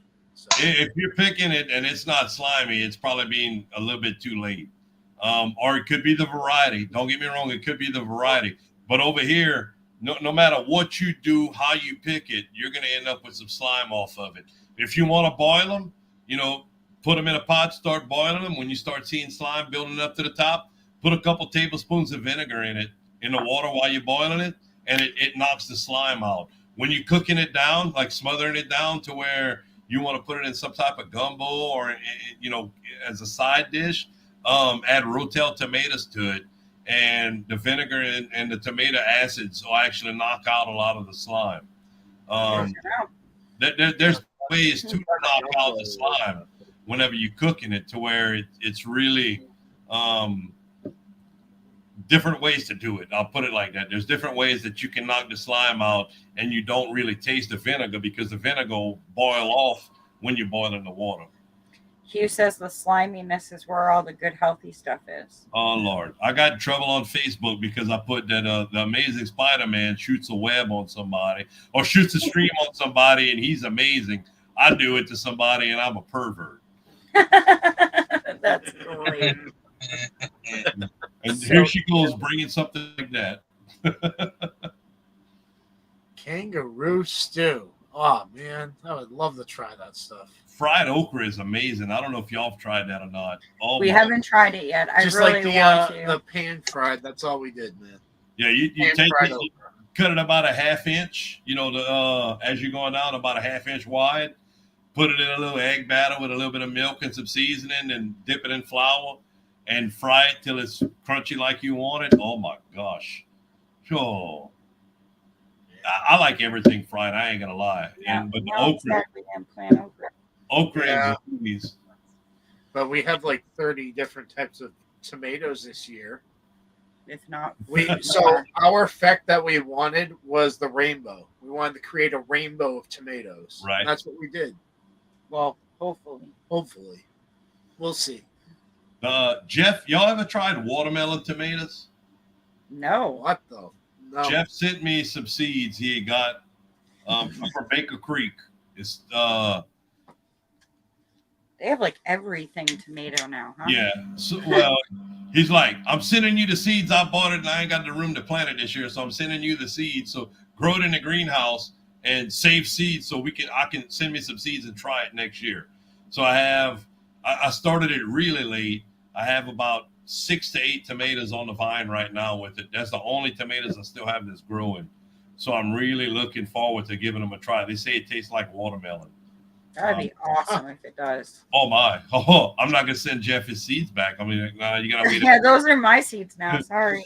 You gotta wait. We're growing some the Yamato watermelon. Yeah, Yamato cream, lemon drop.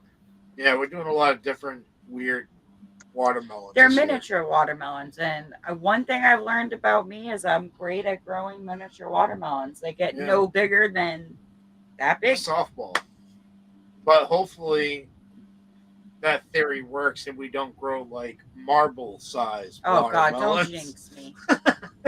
Sheena picked, I think, 9 or 10 cantaloupes while I was at work. Awesome. They all came through at the same time while I was at work. So it's the best cantaloupe we've grown in a long time. We have 3 watermelons that we're keeping an eye on. we actually need to go start turning them because it started raining. So we need to turn them so they don't rot. Yeah. The zucchini, by the way. Oh yeah, we forgot to pick that today. It's gonna be massive. Yeah. We have a zucchini almost ready. I hate y'all. Y'all Yankees up there can grow the most amazing zucchini and never have squash bugs. No, wrong, Danny. No, wrong. We are already infested. Oh, do we have that stuff in the house? What stuff we found at the job that we're gonna do for our next video? No, it's in my car. No. So we work at a medical facility, a health clinic. They throw away certain things such as needles and syringes. What's wrong with reusing syringes? No, they're. I know. I'm just picking. That's the thing. Like for some reason they expire. Right. Syringes expire. So whatever. So we took them home, and one of our next videos we're doing is going to be the organic compound called BT. Right. And we're starting to have a problem with vine borer worms. Well, the bugs, not the bugs. worms yet. So we saw on the YouTube, that you can use these hypodermic needles and inject the BT into the stem.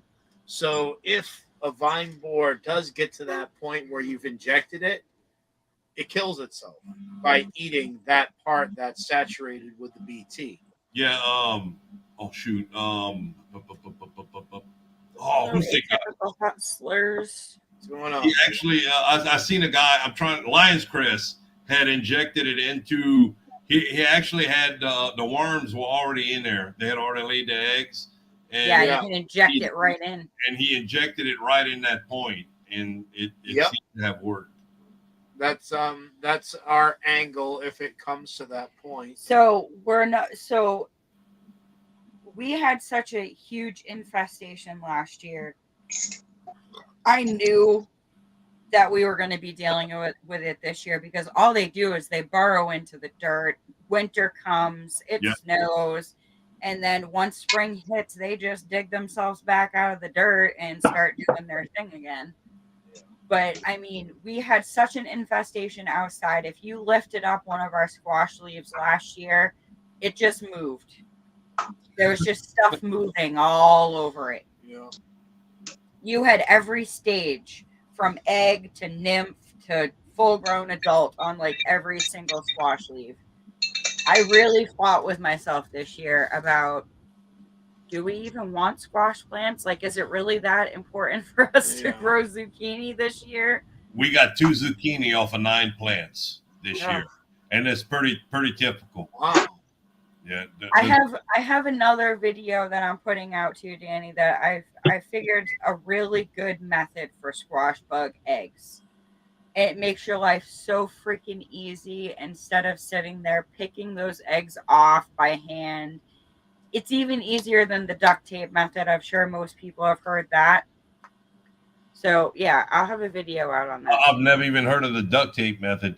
All right. Well, I'll tell you that one right now. It's what the video I'm putting out is similar to that, but all you do is you take duct tape, reverse on your hand so the sticky side's out. Take that duct tape, barely touch it to your leaf on those squash eggs. It will pull just the squash eggs off. Yeah, we're not gonna mess with that. It's a little bit too much hands-on for what we want to do. This year's the first year in probably 6 years I sprayed regular poison on my plants because the infestation of everything, because we were hot so early. We wanted to get a little bit more off of everything. Normally we would use BT or neem oil. Yeah, the neem is not doing a whole lot against bugs anymore. I don't know if they become resistant to it or what, but there's a fine line of what the neem oil is good for, and it's only good for the I guess it's like it'll help with stink bugs and aphids and everything, the shelled stuff, but you have to spray it on them for it to kill them.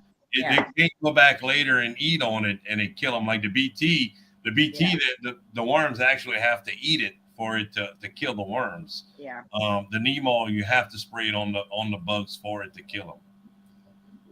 It works great on aphids. I Yeah. can attest to that, but not much else for me. Yeah. Right. That's pretty much all neem oil is good for. Aphids, like I said, if you spray it on stink bugs directly on them, it'll kill them. But I've been watching a lot of videos where people's actually buying those little $9 and $10 handheld vacuums, like the old dust busters, and using them. They're going on all their plants and just sucking the bugs off of them. So I've been thinking about that. And here's my problem with that. Us being cleaners, we've dabbled in things like those. And I call fake news, dude, because I've never seen one of those little vacuums good enough to suck up dust. Never mind a friggin' squash bug. So I kind of call fake news, but prove me wrong. Yeah, we were talking about the cheap I know, ones. but like, they make such different ones nowadays. Fair enough.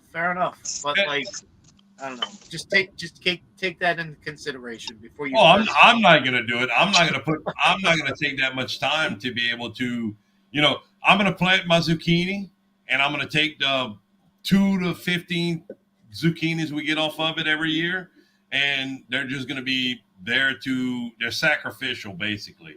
Everything else can go to them and eat on them. I'm not gonna take the time to be vacuuming and everything. My thing with the greenhouses is I want to wrap them. I have the screen and everything to wrap the screen around it and try to minimize. My biggest issue with my tomatoes is keeping the worms, the butterflies, the moths, and the stink bugs out of it. If I can keep the larger animals off of it, the aphids don't really affect my tomatoes to where it reduces quality or it reduces the plant or affects the tomatoes themselves. The tomatoes grow well enough to where even if they have aphids, it doesn't affect them. Yeah, so and like we were just saying, Danny, neem oil will take care of that, and it's a pretty easy application. I've never had to spray the tomatoes in the greenhouses with neem oil for aphids. They grow so well. They have everything they need, so they're growing. Even if they have aphids on them, it's not affecting the growth or the tomatoes on them. So if I can keep the worms, my biggest thing this year was worms and stink bugs. By putting a screen around it, I should be able to keep most of them off of it, and that's going to be what I'm shooting for next year. That's to me, that was the best part about the greenhouse. Even with our infestation of squash bugs last year, it took months and months before those bugs ended up in the greenhouse. Yep. Right. It was the last place they touched, and as soon as I started seeing them in there, I started ripping squash out left and right. It's like, I'm done with this. Cube steak, fried cube steak. Yeah, cube steak does sound delicious. Robert, I make a dynamite fried cube steak. Oh man. And now I want potatoes and cube steak. Yeah, we might have to do that tomorrow now. I do have 4 pounds of harvested potatoes. Oh, dude. I'll get it. You guys are in for a treat. We harvested potatoes. You get to see the sneak peek of an upcoming video. What? Yeah. I'm nowhere close to harvesting my potatoes. What? That's nice. Yeah. Yeah, they're not as nice as I wanted them to be, Danny. Yeah. I can't even do it without tipping. Yeah, but you take those little bitty ones and you deep fry them like they are. Oh, yeah, they're so good. Goody.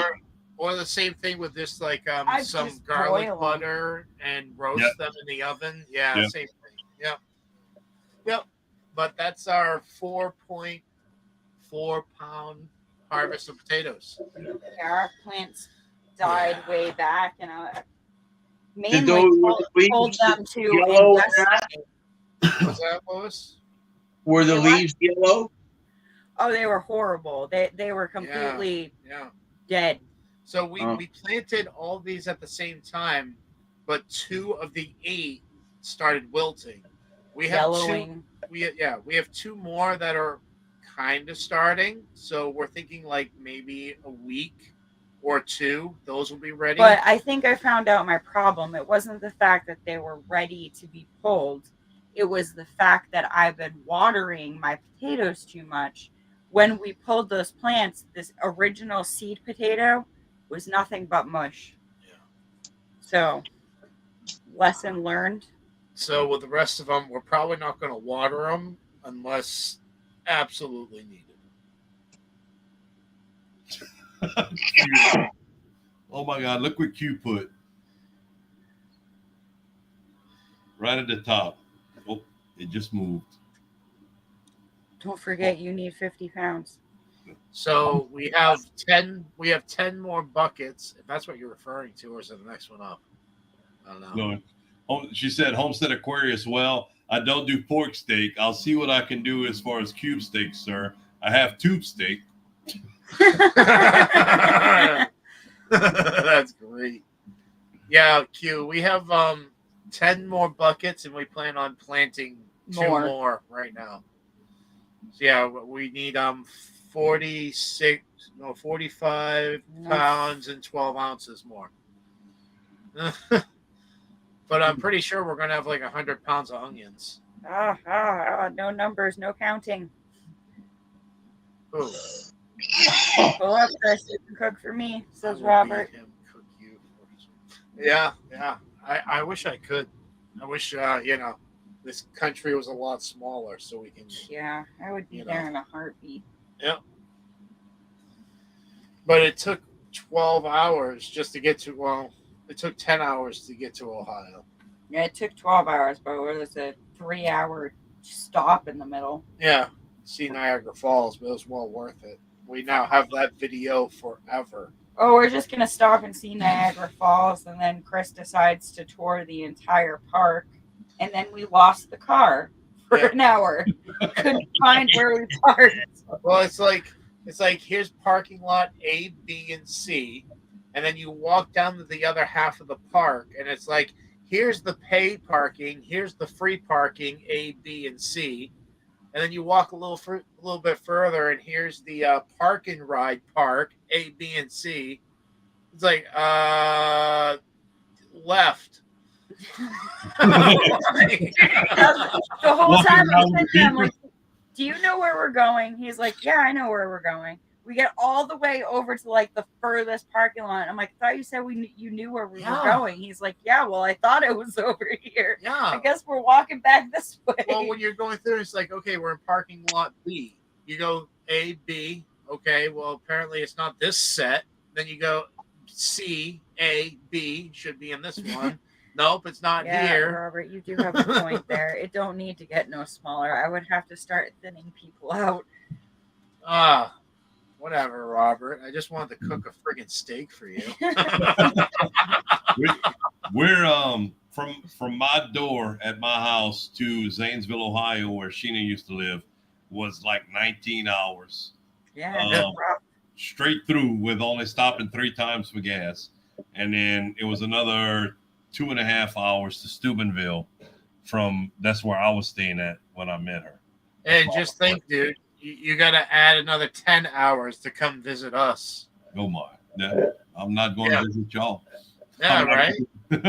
Literally an entire day and a few hours. A day and a quarter. A day and a half, easy.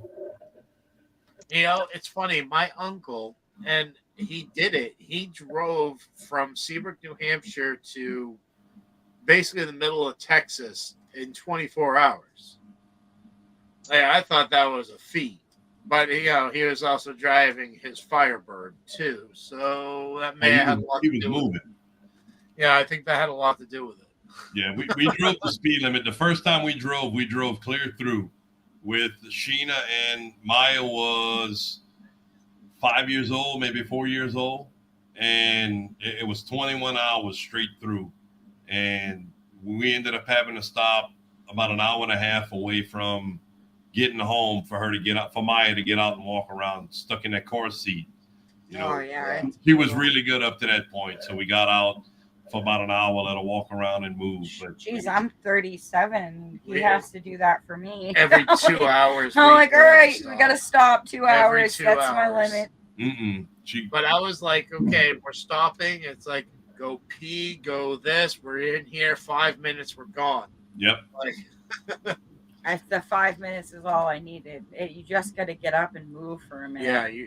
But by the time we got into Patterson, which is about 30 minutes from the house, 40 minutes from the house, I was literally shaking from sitting in the chair, driving and being up for so long. 18 hours. Starting to shut down.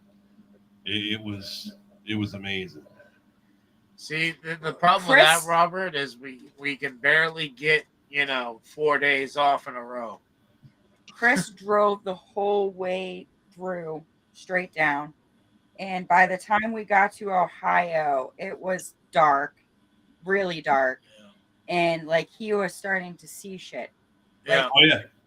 Yeah. And I was like, all right, it's time for you to pull over and let me get behind we got the to wheel. the hotel, and then we're like, okay, we're starving.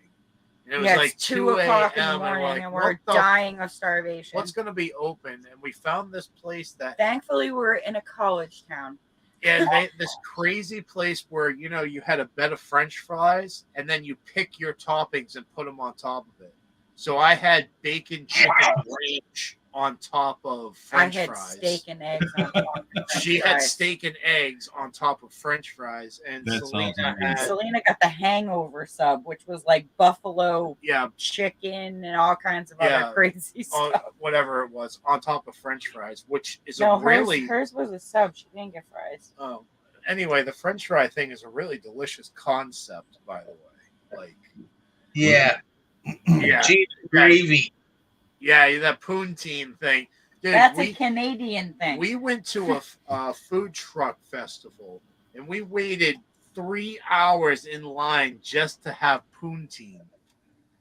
Yeah. Poutine, I think is how you say it. Whatever. Poontang. How's that? I know what that is. The other stuff you're talking about, I have no idea. You don't know what poutine is? No.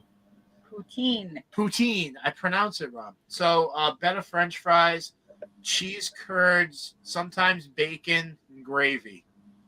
Cheese curds. Cheese curd. Yeah, it's just pieces. Just pieces of cheese. It sounds weird, but it's not. It's just pieces of cheese. Yeah. Chunks of mozzarella. How's that? There you go. That sounds better. Yeah. Cheese chunks curd of mozzarella, bacon, gravy on top of French fries. They even had a maple gravy one. Oh, dude, yeah. Although I wanted classic first. Yeah, we should have got 2. Yeah, we should have. We shared a large, and it wasn't up enough. Here. Maple syrup makes everything. It makes our beans. It makes our bacon. It makes water, pancakes, waffles. I had no idea it made water. Like, here's my maple water. Like, what the fuck is that? Oh yeah, people will just right out of the tree. Like, I got the bucket there, but they'll put their cup in there, like right in the bucket that's hanging off the tree, and drink it. Now you don't have to boil it down to kill any harmful things. I would, only because I'm in farm territory, right? Fair enough. Yeah. Okay. But not really, because the tree is filtering all that shit. Like, it's almost like drinking straight from the cow's nipple, per se, right? Like, it's not suggested, but you can do it. Yep. Yeah. Okay. All right. Yeah. Heaven forbid, right? Like don't drink out of a cow's nipple. I got a well. You will get arrested. I got a well, and still I could be drinking E. coli, right? But because it goes through a filter and a UV light, doesn't matter if that E. coli is in the water, it's dead, right? Yeah, exactly. Trees, plants, it is no matter what it is, if it's sucking it up, it's going to be in there, and guess what? You got it. Look at some of the food results. That's what I'm saying. When I went to Ohio, I couldn't believe that cottage cheese. People would get that as a side. You go to a restaurant and order something, and they're like, "What would you like? Cottage cheese?" I'm like, no, that's for breakfast. You don't eat. Oh no, that's a side. You can see people all around eating cottage cheese with the side. You get baked fish and cottage cheese as a side. I'm like, that's not. I love cottage cheese, so it would work for me. But he can't even watch me eat cottage cheese.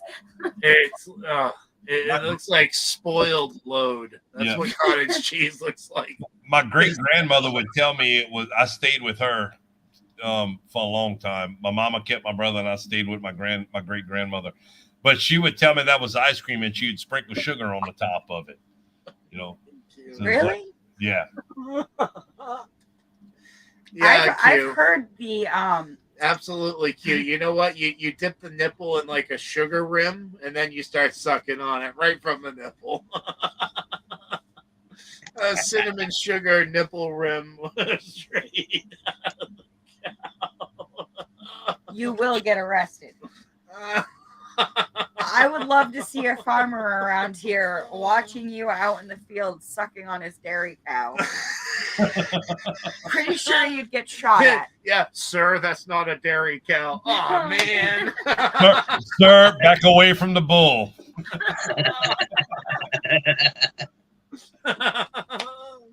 They say, I guess you call it the whey in cottage cheese, is actually supposed to be anti-cancer fighting.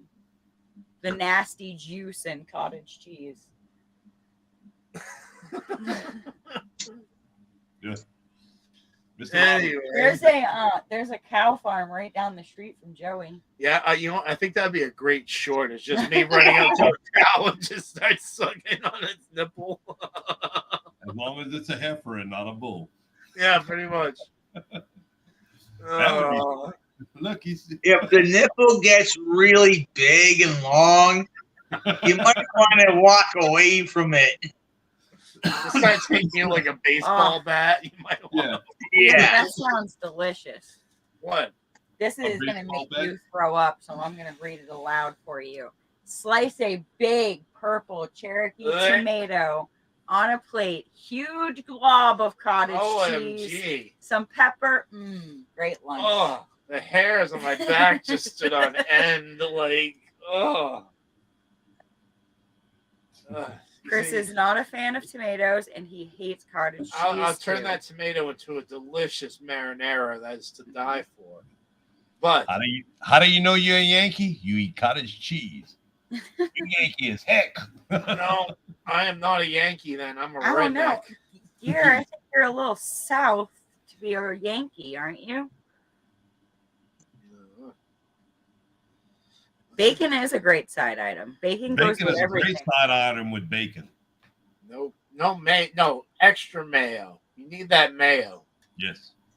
That mayo is good. Oh my, what the hell, Erwin? There's a fuzzy faced boy out there sucking on Jeannie's nipple.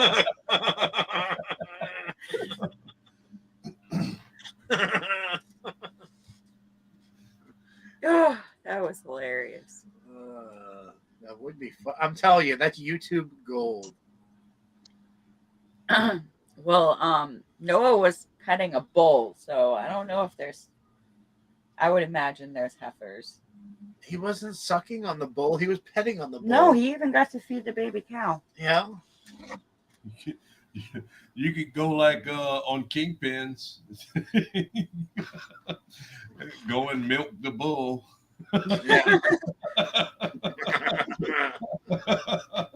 Oh my God! What would you do?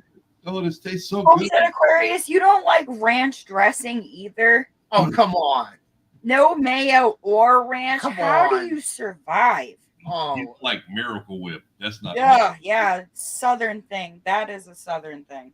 I'm not a big fan of ranch dressing. I'll eat it on a salad, but anything else, it does. Miracle to me, ranch dressing goes on a salad. It don't go on pizza. It don't go on French fries. You know, Sheena and Maya eat that on everything. Barbecued pork with some ranch dressing. Chicken. Why would you ruin barbecue? Oh, you gotta have different spectrums of flavor, layer on top of layer on top of layer. I can understand the flavor burst you would get from it, but I still couldn't. I don't think it's like you with the cottage cheese. I don't think I'd be able to eat that. Yeah, I just don't with ranch dressing. I'm the type of guy who will put 16 ingredients in their tuna fish. Yeah.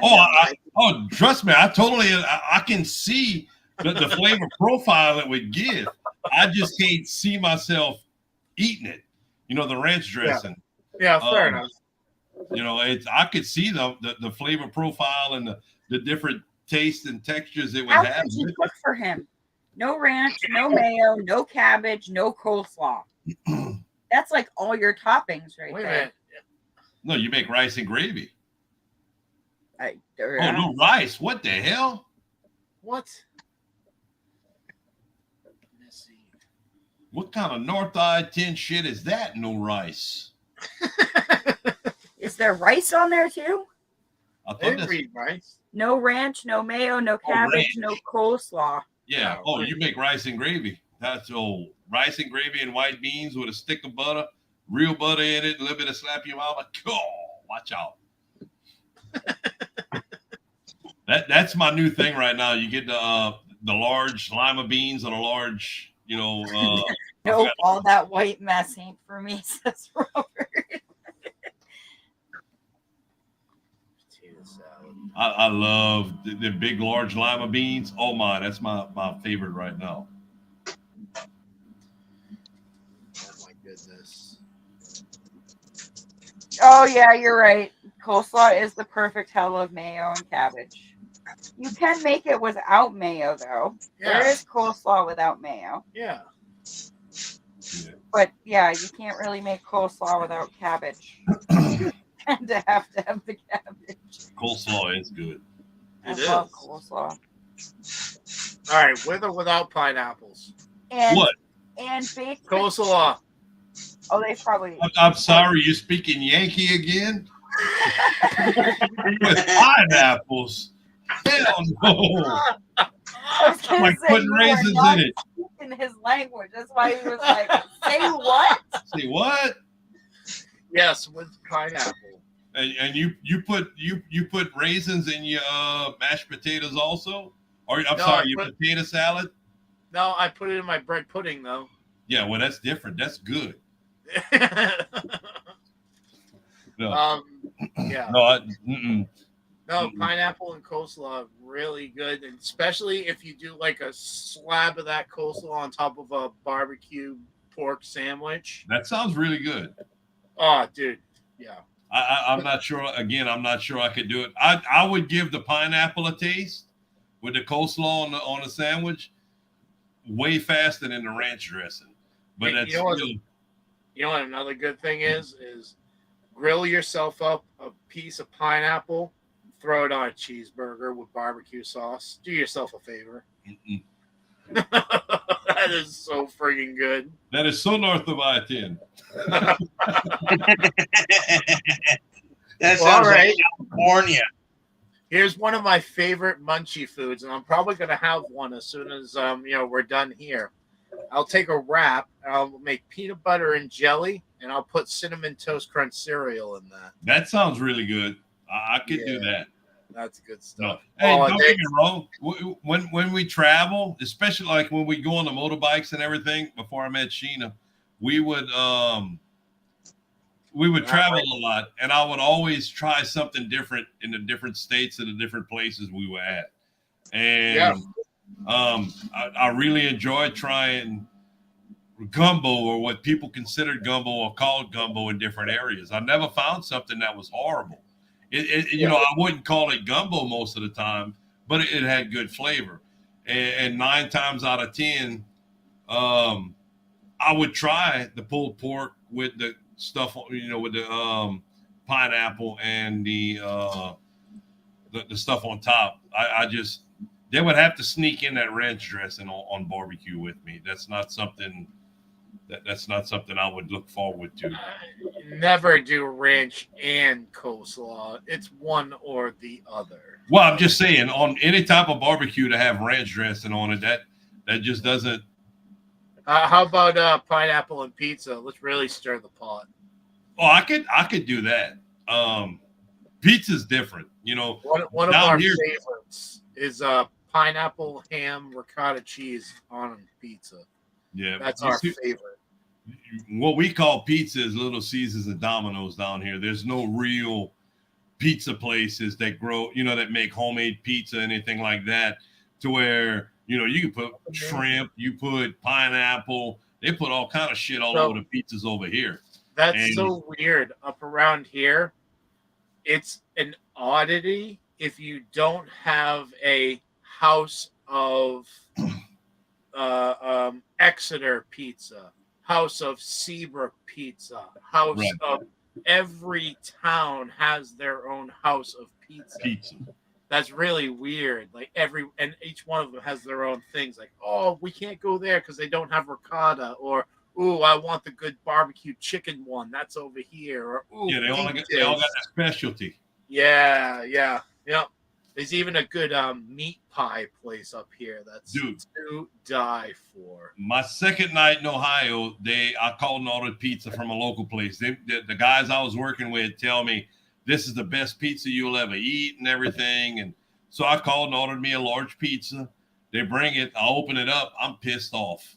I'm like, what the hell? And so I call them. I'm like, look, just because I talk funny and y'all know I'm not from around here, don't mean y'all can mess around like that. What's wrong with your pizza? I'm like, who the hell puts, why y'all put raw pepperoni on my pizza? And they're like, well, that's how we serve it. We don't cook the pepperoni. We cook the pizza and put the pepperoni on top. The pepperonis were like coffee sauce size. Deli style pepperoni. Yeah. And they don't cook them. And I was irate with them, fussing and complaining and everything. The next day I got to the location, I'm talking. They're like, oh, no, that's how it is. That's not pizza. You got to cook pepperoni to make it taste. I felt guilty. I called him back and apologized that evening. In Connecticut, when I went to go visit my brother a while ago, he brought me to a pizza place because I guess I'm a pizza connoisseur. And he brought me to a place that they serve clam pizza. So I was like, clam pizza? I don't know, dude. Like, that just, I don't know. Believe it or not, absolutely amazing. Yep. Like a garlic cream sauce with the clams, and I think it was like a mustard or a light mozzarella cheese. They didn't have any tomatoes on it. It was the clam sauce that they had on the top of the bread. Just garlic white cream sauce with the clams on top of that, and then like a light mozzarella Munster cheese. I couldn't peg what it was, but like, wow, dude, blew me away. That sounds really good. Yeah, I never would have imagined. They served raw pepperonis on top of the pizza. No, what I call raw. They said it was pre-cooked, but they don't cook it with deli pepperoni. Is what I know that as. Like you order we have a place called Moe's Subs up here. They're known for their best Italian subs, and they'll throw deli pepperoni on that, which is just cold pepperoni. Yeah, the only pepperoni I ever seen was the ones you get in the little bags at Walmart and stuff. That's not a big deal. I keep going back to Ohio because it's so much different than what it is down here. It is. Down here, you go to gas stations and stuff, and they'll have mama, working in there cooking rice and gravy. You walk in and you get a plate lunch to go, and the plate lunch is basically rice, gravy, beans with a little salad on the side of it. And I went up there and I'm looking all over. Where's the plate lunches? And the people are like, what? A plate lunch? Oh, well, they got a deli down the road. I don't want a freaking sandwich if I'm out there working for 6 hours waiting for lunch. I want a plate lunch. I want some food. Oh, you can go down there and get a hot dog and a hamburger or a sandwich. It's the way it is around here. We kind of have what you're describing, but it is like that. It's like you can get your chicken sandwich, your hot dogs, your hamburgers, maybe some fried chicken, some Italian sausage subs, but like not like rice, beans, and all that. That's unheard of around here. Yeah, that's how it was over there too. You just nope, there ain't none of that. Yeah. Around here, I mean, you find them little hole in the wall. Now, when I found chicken wings up there, because the chicken, we don't really do chicken wings around here. So when I found the chicken wings up there, I was like, oh yeah, everybody got their own style, their own special sauce, and oh my, that stuff was good. Dude, I got like you said, we all have our own, but my goodness, mine is delicious. brown sugar, soy, and ginger. That's it. Really? Yep. Brown sugar, soy, ginger. Nothing more. You don't need any more. With Put my 450 and roast it up till they're nice and sticky, and yeah. I like ribs, pork ribs, baby back ribs. I make my sauce with it's kind of like a maple syrup or dark molasses, more than a maple syrup, a dark molasses. We have steamed syrup down here. It's made from sugar cane. I take a jar of it with garlic granules, Tony Chachere's, black pepper. What's the other two things? But I mix it all together, put them in the oven, because I'm not a fan of cooking on a grill. I like set temperatures and leave it and go. Yeah. So I get it. I put it in the oven, and every 30 minutes I take it out and I put that stuff on top of it. Then when there's 20 minutes left to go in it, I remove the foil from it and continue about every 3 to 4 minutes, put, some more stuff, the more of that sauce on top, and it makes like a caramelization or a crunchy. Oh my God. Yep. And oh man. So who was it? I think it was Chad. I don't know if you were on here when he came up with Nikki from Blue Farm. I hadn't. But Chad and somebody else called me out to make my candy apple pork ribs. So I'm gonna have to do that, and I'm making a video on it. But Gina is excited for that. My candy apple pork ribs. Well, I can't cook none of that right now because Sheena's on her challenge, and she's got, I think it's 20 or 21 days left. So I'm sure I'll be back in the kitchen again shortly. What is the exact challenge? It's like a fitness challenge. Yeah, but like is there goal orientated or it's very specific to, they have to drink a gallon of water a day. They have to do an hour and a half of exercise. 45 there's minutes. Like a checklist of every exercise. Yep. Well, no, there's no checklist. There's just a checklist on you have to do 45 minutes twice a day. And there has to be 3 hours separating each of them. One of them has to be done outside. One of them, she has to read a minimum of 10 minutes a night of a nonfiction book. She has to follow so many. It's to get people back in a lifestyle, a healthy lifestyle. Help get her off of the TV, or help. It also helps to show her that she had a lot more time before to do things than she actually thought she had. Instead of sitting down and watching TV, she has to do the 45 minutes. So she's been getting up. If I'm up at 3:30 in the morning, she's like, hey, wake me up at 3:30 when you get up. She does one of her exercises, and we sit down and we visit, drink coffee together and stuff, as opposed to before she was getting up at 5:30, 6 o'clock to get the kids and stuff ready to go to school. Or if the kids were out of school, she was getting up at 6:30, 7 o'clock to go to work at 8 o'clock.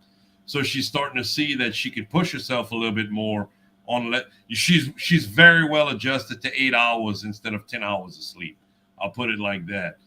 She is. It definitely takes some getting used to. Like me and Chris are doing that now just because of our schedule with all the work we're doing, just to get everything done in the day. We're lucky if we get 6-7 hours of sleep nowadays. But we're also, it's because we're trying to enjoy life, not, we're trying to get out there and go fishing. We're trying to get out there and adventure, hiking. But we're still adults. There's still stuff to be done, especially when you're gardening. Yeah. So you got to try to fit as much as you can in a day. Yeah. Well, and I mean, if Sheena would get off of work early, she was perfectly fine with taking an hour to 4 hour nap in the afternoon. To me, if it's more than 30 minutes, you're not taking a nap, you're sleeping. And that's how I've always been. I don't need a long nap.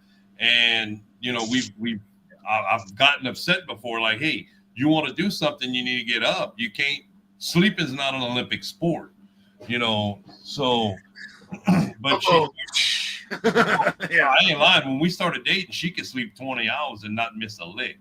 But this is really helping her. She has a diet or not really a diet, but a certain amount of calories that she's able to eat a day.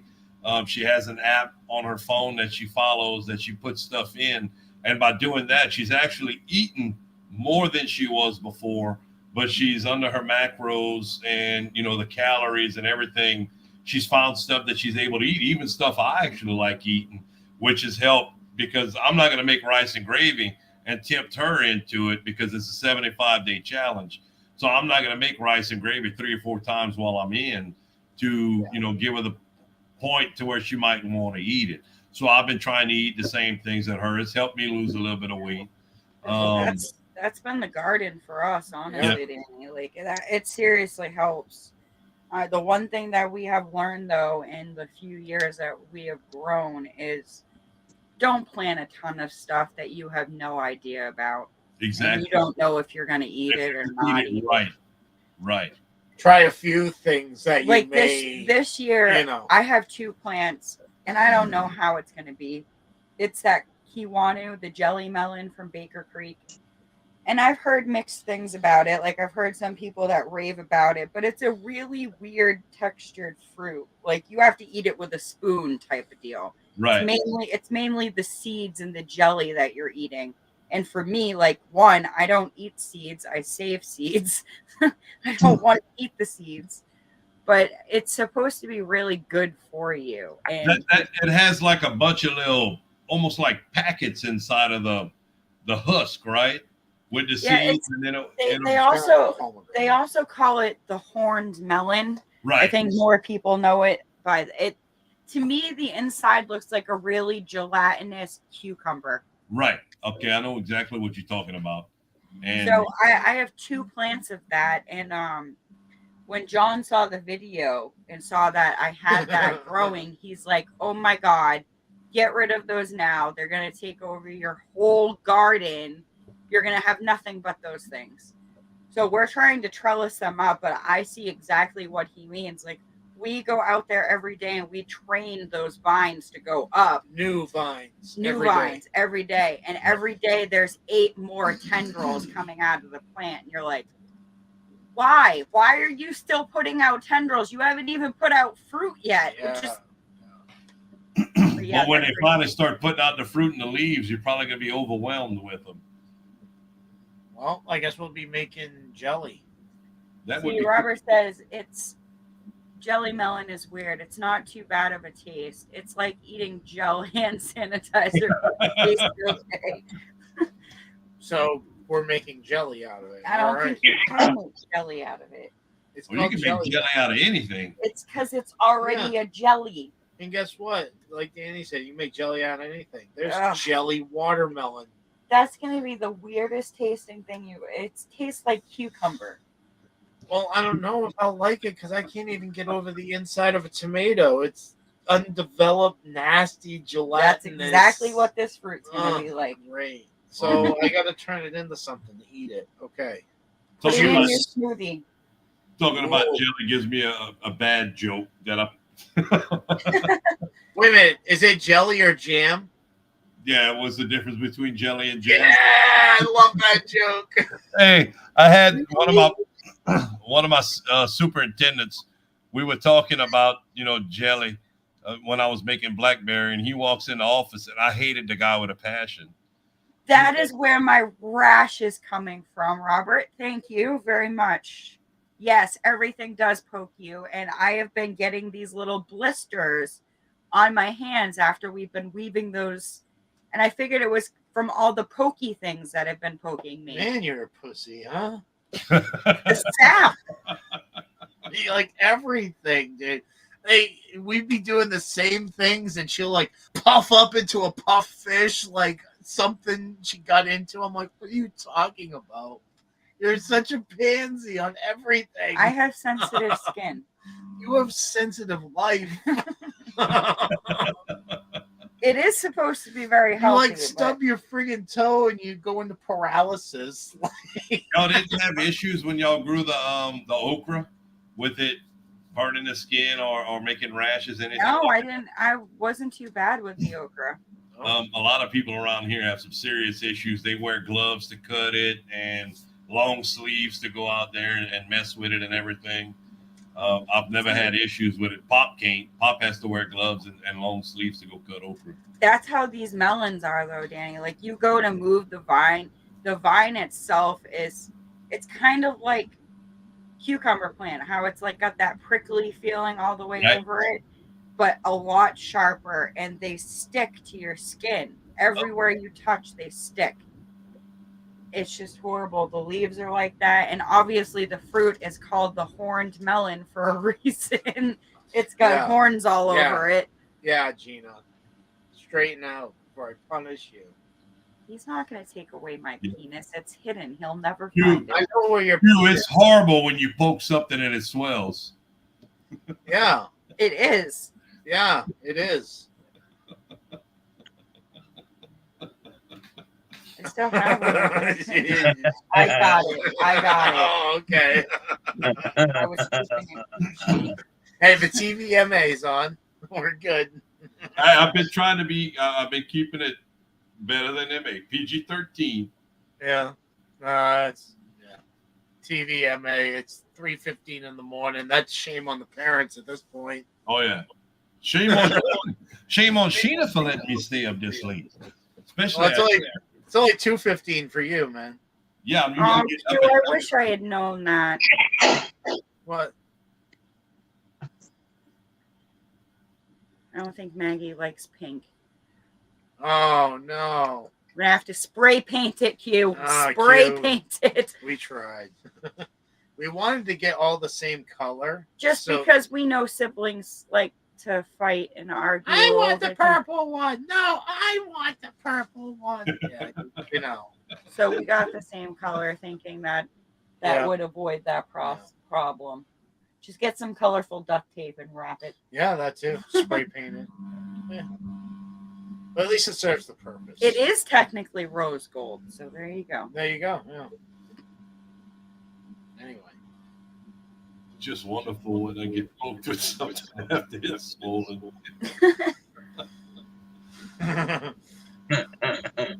Yeah. It's almost 3:30, love. Yeah. What's your point? Are we going fishing tomorrow? Obviously, we're going fishing tomorrow. Why? Just getting late, dear. Oh, you're a pansy. I know. That's all right. I'm used to getting up. Oh, good, Q, good. I've been getting up at 3:30, so I have allowing 13 minutes, and I'd normally be getting up. Yeah. I was pumped. I slept till 4 o'clock this morning. I cannot do that anymore, man. I used to be able to go like 40, 50 hours, no sleep. Nowadays, no. Louis, can't do you ever sleep? Very rarely. I was gonna say I don't think I've ever been on YouTube and not seen you on YouTube. I need at least 4 or 5 hours. I normally get 6. You know, Yeah. whether if I can wait till 9 o'clock at night, I'll be happy to sleep till 4, 5 o'clock. But most of the time, like at work, I get in the habit of going to bed at 8 because we have horns and stuff that we have to get up and take care of at night.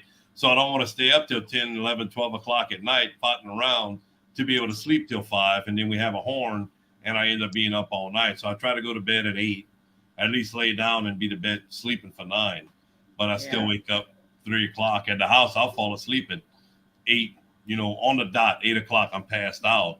And 2:30, 3 o'clock in the morning, I'm wide awake out in the greenhouse. One time last night, I went to bed at 10 o'clock, woke up at 11, couldn't go back to sleep, ended up in the greenhouse at 12:30. Yeah. That was her back in the day before the rats took over the greenhouse. Yeah, I'd be out. That was honestly the best time to be out in the greenhouse was 2, 3 o'clock in the morning. It is. There's, you can be to yourself. It's quiet. You don't have people coming in and out. The hardest part is, I can go out till 6. Colt wakes up to get on the bus. He gets on the bus at 8. So from 6 to 8, I'm in here with him, getting him ready because Daddy has to be in when I'm off. I get him on the bus, go out and start working back in the greenhouse, and group people are pulling in. Hey, what you doing? We need some tomatoes. You know, when I got time to sit and talk with them, nobody wants to talk. When I'm busy, hey, show me the greenhouse. Tell me what's going on. How does this work? You know, it's like an hour and a half, 2 hours. People are here visiting about it. Yeah. How it always was. The last time my niece and her boyfriend came down, me and Chris were like in the garden, balls to the wall, doing stuff, and we weren't. It was Father's Day, and we weren't really expecting to see them. And she lives 2.5 hours away, so she's gonna travel. And she like sent me a message when they were like a half an hour away, and she's like, "Hey, we're on our way to your house." And I was like, "Well, we're outside in the garden. Come join us." Yeah, come pull some weeds. Yeah. But they, you know, and you know, it slows you down. You have to stop what you're doing. Everybody wants to know what's growing and what's happening, and it's hard. It's frustrating, but you got to spend time with family. You know, you gotta take time away from it because it engrosses you. You know, you just get, you know, single-minded doing it, and it gets to the point it's frustrating and agitated. You need, you know, I need the time to step away from it, you know, more often than what I actually do. When the people come, it actually gives me a break, and you know, eventually I feel, I needed that. You know? That's what I'm noticing. Like last year, I didn't really need any breaks. Like I was all in it to win it. Just I wanted to be successful. It was my first real year of growing, and I was engrossed. Like every free moment I had, I was in the garden. This year, I can understand now that my garden's going to be okay if I'm not out there watching it for 10 minutes. Nothing's going to happen to it. It will be there when I get back to it. Yeah, a little bit of weeds ain't gonna make the difference in your production at the end of the year. You know, and your mental capacity of being able to walk away from it really makes it better on you. You know, like I said, and it's honestly, it's a lot more surprising to you when you do go out there the next day and you know you didn't have a day. You miss a day and you haven't had a chance to look at those plants and you actually see how much growth has happened in just a couple of days. Like that friggin' zucchini plant that's turning into a club right now. We missed yesterday. Like the rest of the week we were out in the garden. We missed yesterday. Took it off, went to go get bait and do errands before we went to work and worked till 3:30 in the morning, came home and relaxed. But went out there today just for a quick minute and I'm like, look at all these beans. Yeah, where did all these beans come from? We only were zucchini. It's only been a day. Like, where did all these beans come from? It is. It's amazing. Stepping away from it is really nice. Yep. The tomatoes are starting to turn on, so. Yeah, I got some really funky looking tomatoes out there. Yeah. I think those are the pink fang. They're either the Burrentino or the pink fang. Yeah. But they look like they have a nose. Yeah. Or just like a really jagged saber-tooth tiger tooth. Like, yeah. So what are we going to be calling this chicken coop build-off thing? In the hashtag or the description? I'm not sure quite yet. You still have the thumbnail, right? If you want to use it, of course. Yeah, do you? The Canadian American Handyman's Corner. Yeah. We still have that. I don't know if you want to use it still. I don't know. We have to come up with something clever and catchy. You really got to get motivated for that. Like hearing Ragnarok say that tonight, like Yeah, I know. So the thing of it is, Danny, is I want to have chickens that are at least a few months old going into the winter. You know, I think they have to be full grown, preferably 4 or 5 months old before winter. Move up fast. Yeah. We kept ours in the house for almost 3 weeks because it was cooler than what we expected. We bought day-old chickens and they came in. Of course, I had just come in from. I was getting ready to leave to go to work, so we left them in Maya's bathroom, and it wasn't a big deal. We left them in the box that came in. I had to rebuild the little chicken coop, and they've actually been in the chicken coop until today. I just turned them loose because they were able to get through the 2x4 welded wire. But that also, similar to y'all building the coop, I have to add onto the pen, have to fence in some more area in the backyard that we planning on fencing in. There's just not enough room in the small area that we had for the other chickens. So adding 19 more full-grown chickens, we need a lot more grass. We picked up some grass seed. We're going to replant portions of it, and we're also going to try to start doing fodder, grass fodder for the chickens whenever Maya gets back. That way, That'd be awesome. While I'm here and while she, I don't know if you guys can grow mulberry, but me and Chris have been looking into that. They're supposedly really awesome to plant next to your coop, and it's free food for the chickens. Well, we eat mulberries around here. Are you talking about the blackberry looking? Yep. Yeah, we're gonna try. From what I hear, Danny, it's mostly they're eating the fallen stuff. Okay, we're gonna put some out at the property. We're looking to get two trees out of the property. I really need to sit down. I've been waiting until it's ours, but I have a friend that does the CAD drafting and everything, and he offered once we have everything and decide what we want, he's going to go out and we're going to measure everything out like it's supposed to be, with the angles, because the property is like 140 feet on one side and 96 feet on the other side. So we just want to make sure all that, and he's going to graft it out, and we're going to put a quarter acre of blackberries. We're going to set each one of them out in the spacing that I want. Then the 2 rows of muscadines, and we want to place the fig trees and the everything else that we want to put. We want to put a lemon tree and an orange tree out there. We want to make sure that we have enough room separated between everything. So he's going to draft it out and put it with the spacings, the recommended spacings of everything. That way I'm not overplanting or closing off access points that I'm going to need, because eventually we want to fence it all in. And I also want to know where I need to run my water lines and everything. So he offered to do it. So we're going to sit down and really take a look at it.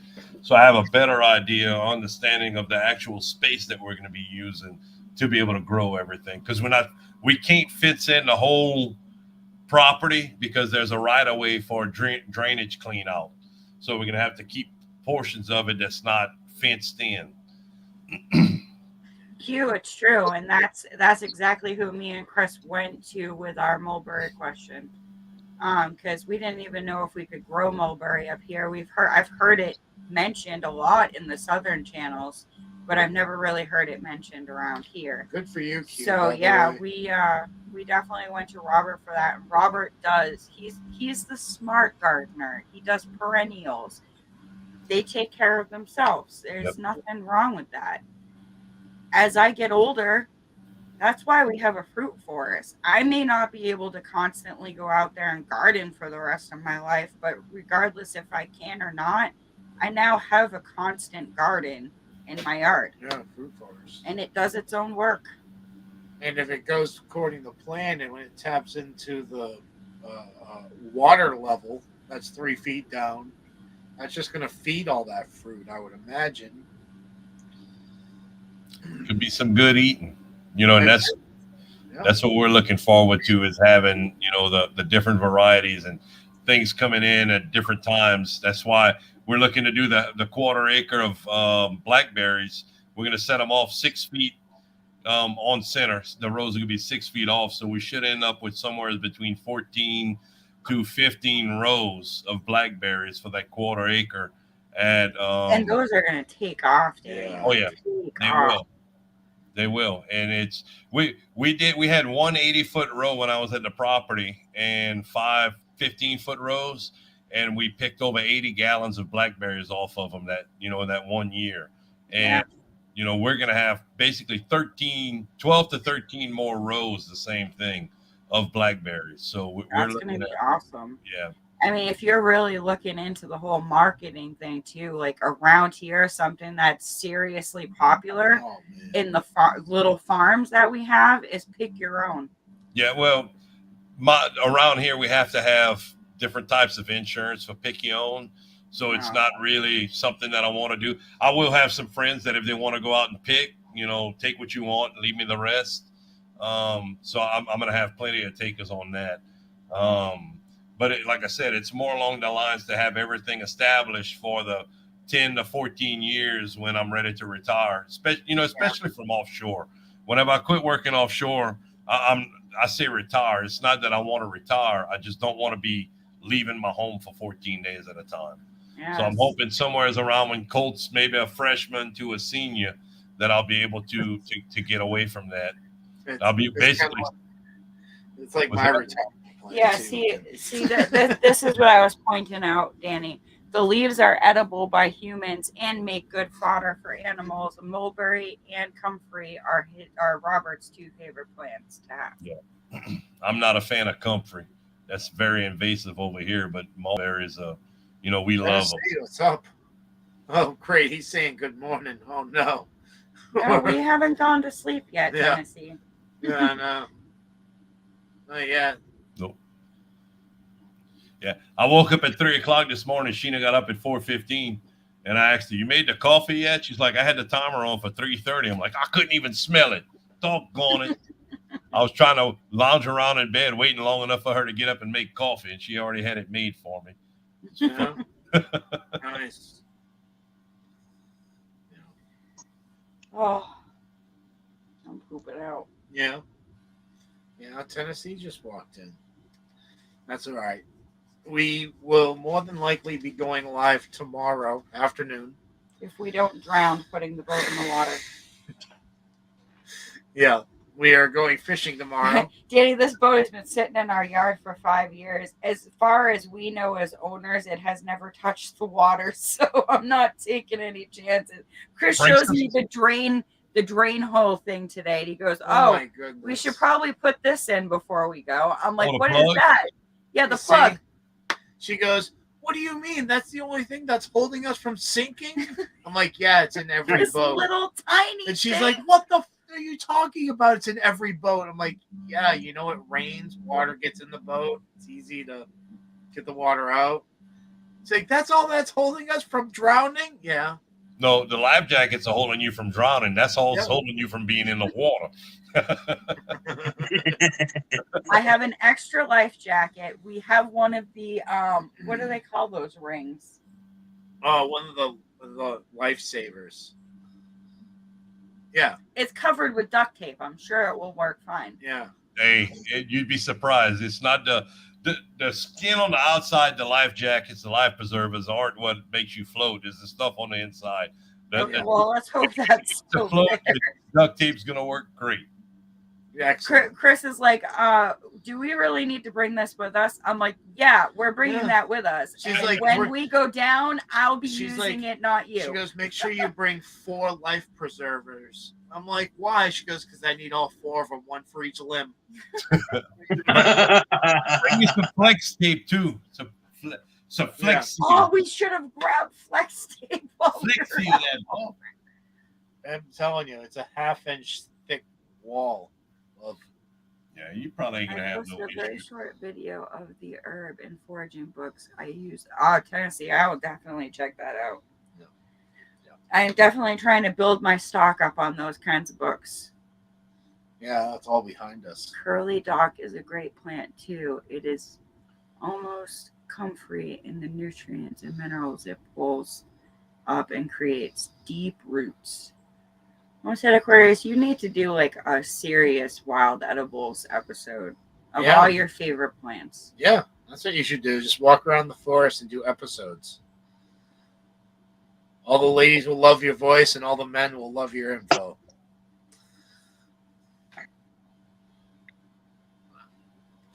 What do you think, dear? When we go down, I'm using the flotations, not you. You just blow yourself up and hope for the best. Exactly. Well, I also tried to convince her that we have enough lard on us that we're going to float anyway. I'm not a freaking seal. Oh, I have helicopter crash training I think it's Thursday of next week. I have helicopter crash training. We get to swim around in the water with a life jacket on for 45 minutes. Then we go off to the side and they put 5 people in a helicopter simulator and they put us in the water, roll us over, strapped in. We have to knock the window out while we're upside down, knock the window out, unhook, swim out 5 different times. I hate it. I hate it. That is the worst. Oh, that is like human torture. It right is. there. It is human torture. I don't know how you people do it. I don't know how Navy SEALs do it. I'm not a Navy SEAL. I've never. No, I'm just saying some of the things that they have to do. Oh my God, I can't even imagine it. I mean, and they tell you when you go there, 99% of the time, if your helicopter lands and it rolls over, you're gonna die. They tell you that. 80% of the time that if your helicopter has to go down and land in the water, you're gonna die. But they're still gonna dump us in the water, flip us over, make us unstrap and swim out 5 times. It's like, it's stupid. Why? I'm going to die if I hit the water, but I'm going to learn how to save myself in case I live. In case that 0.5% chance that we hit the water and I don't die, I'm going to swim out. Yeah.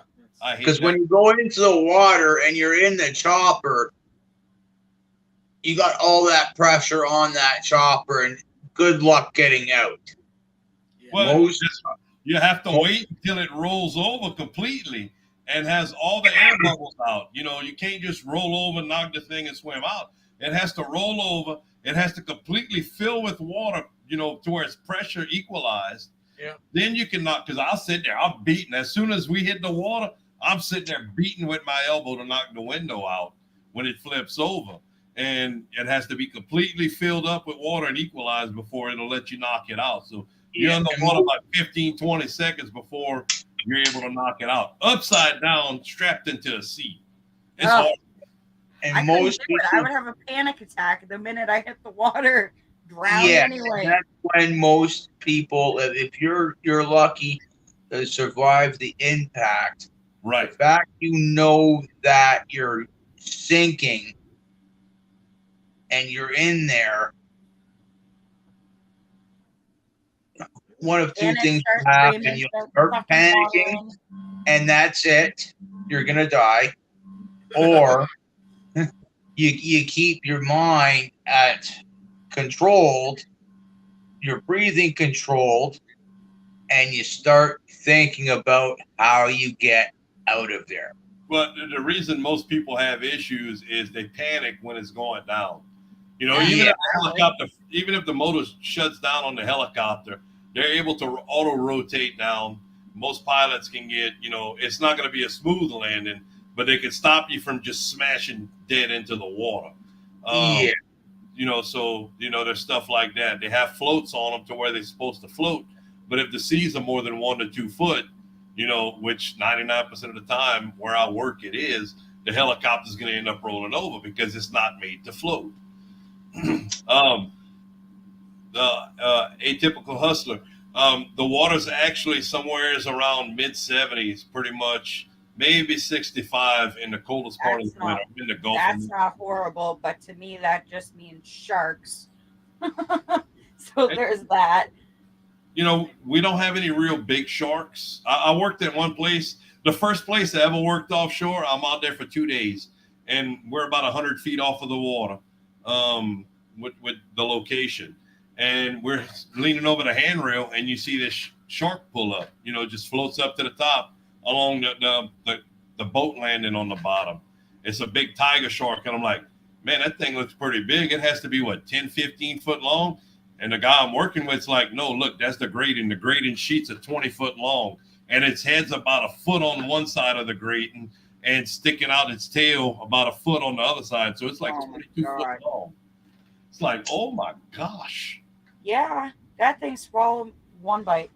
Yeah. It was amazing.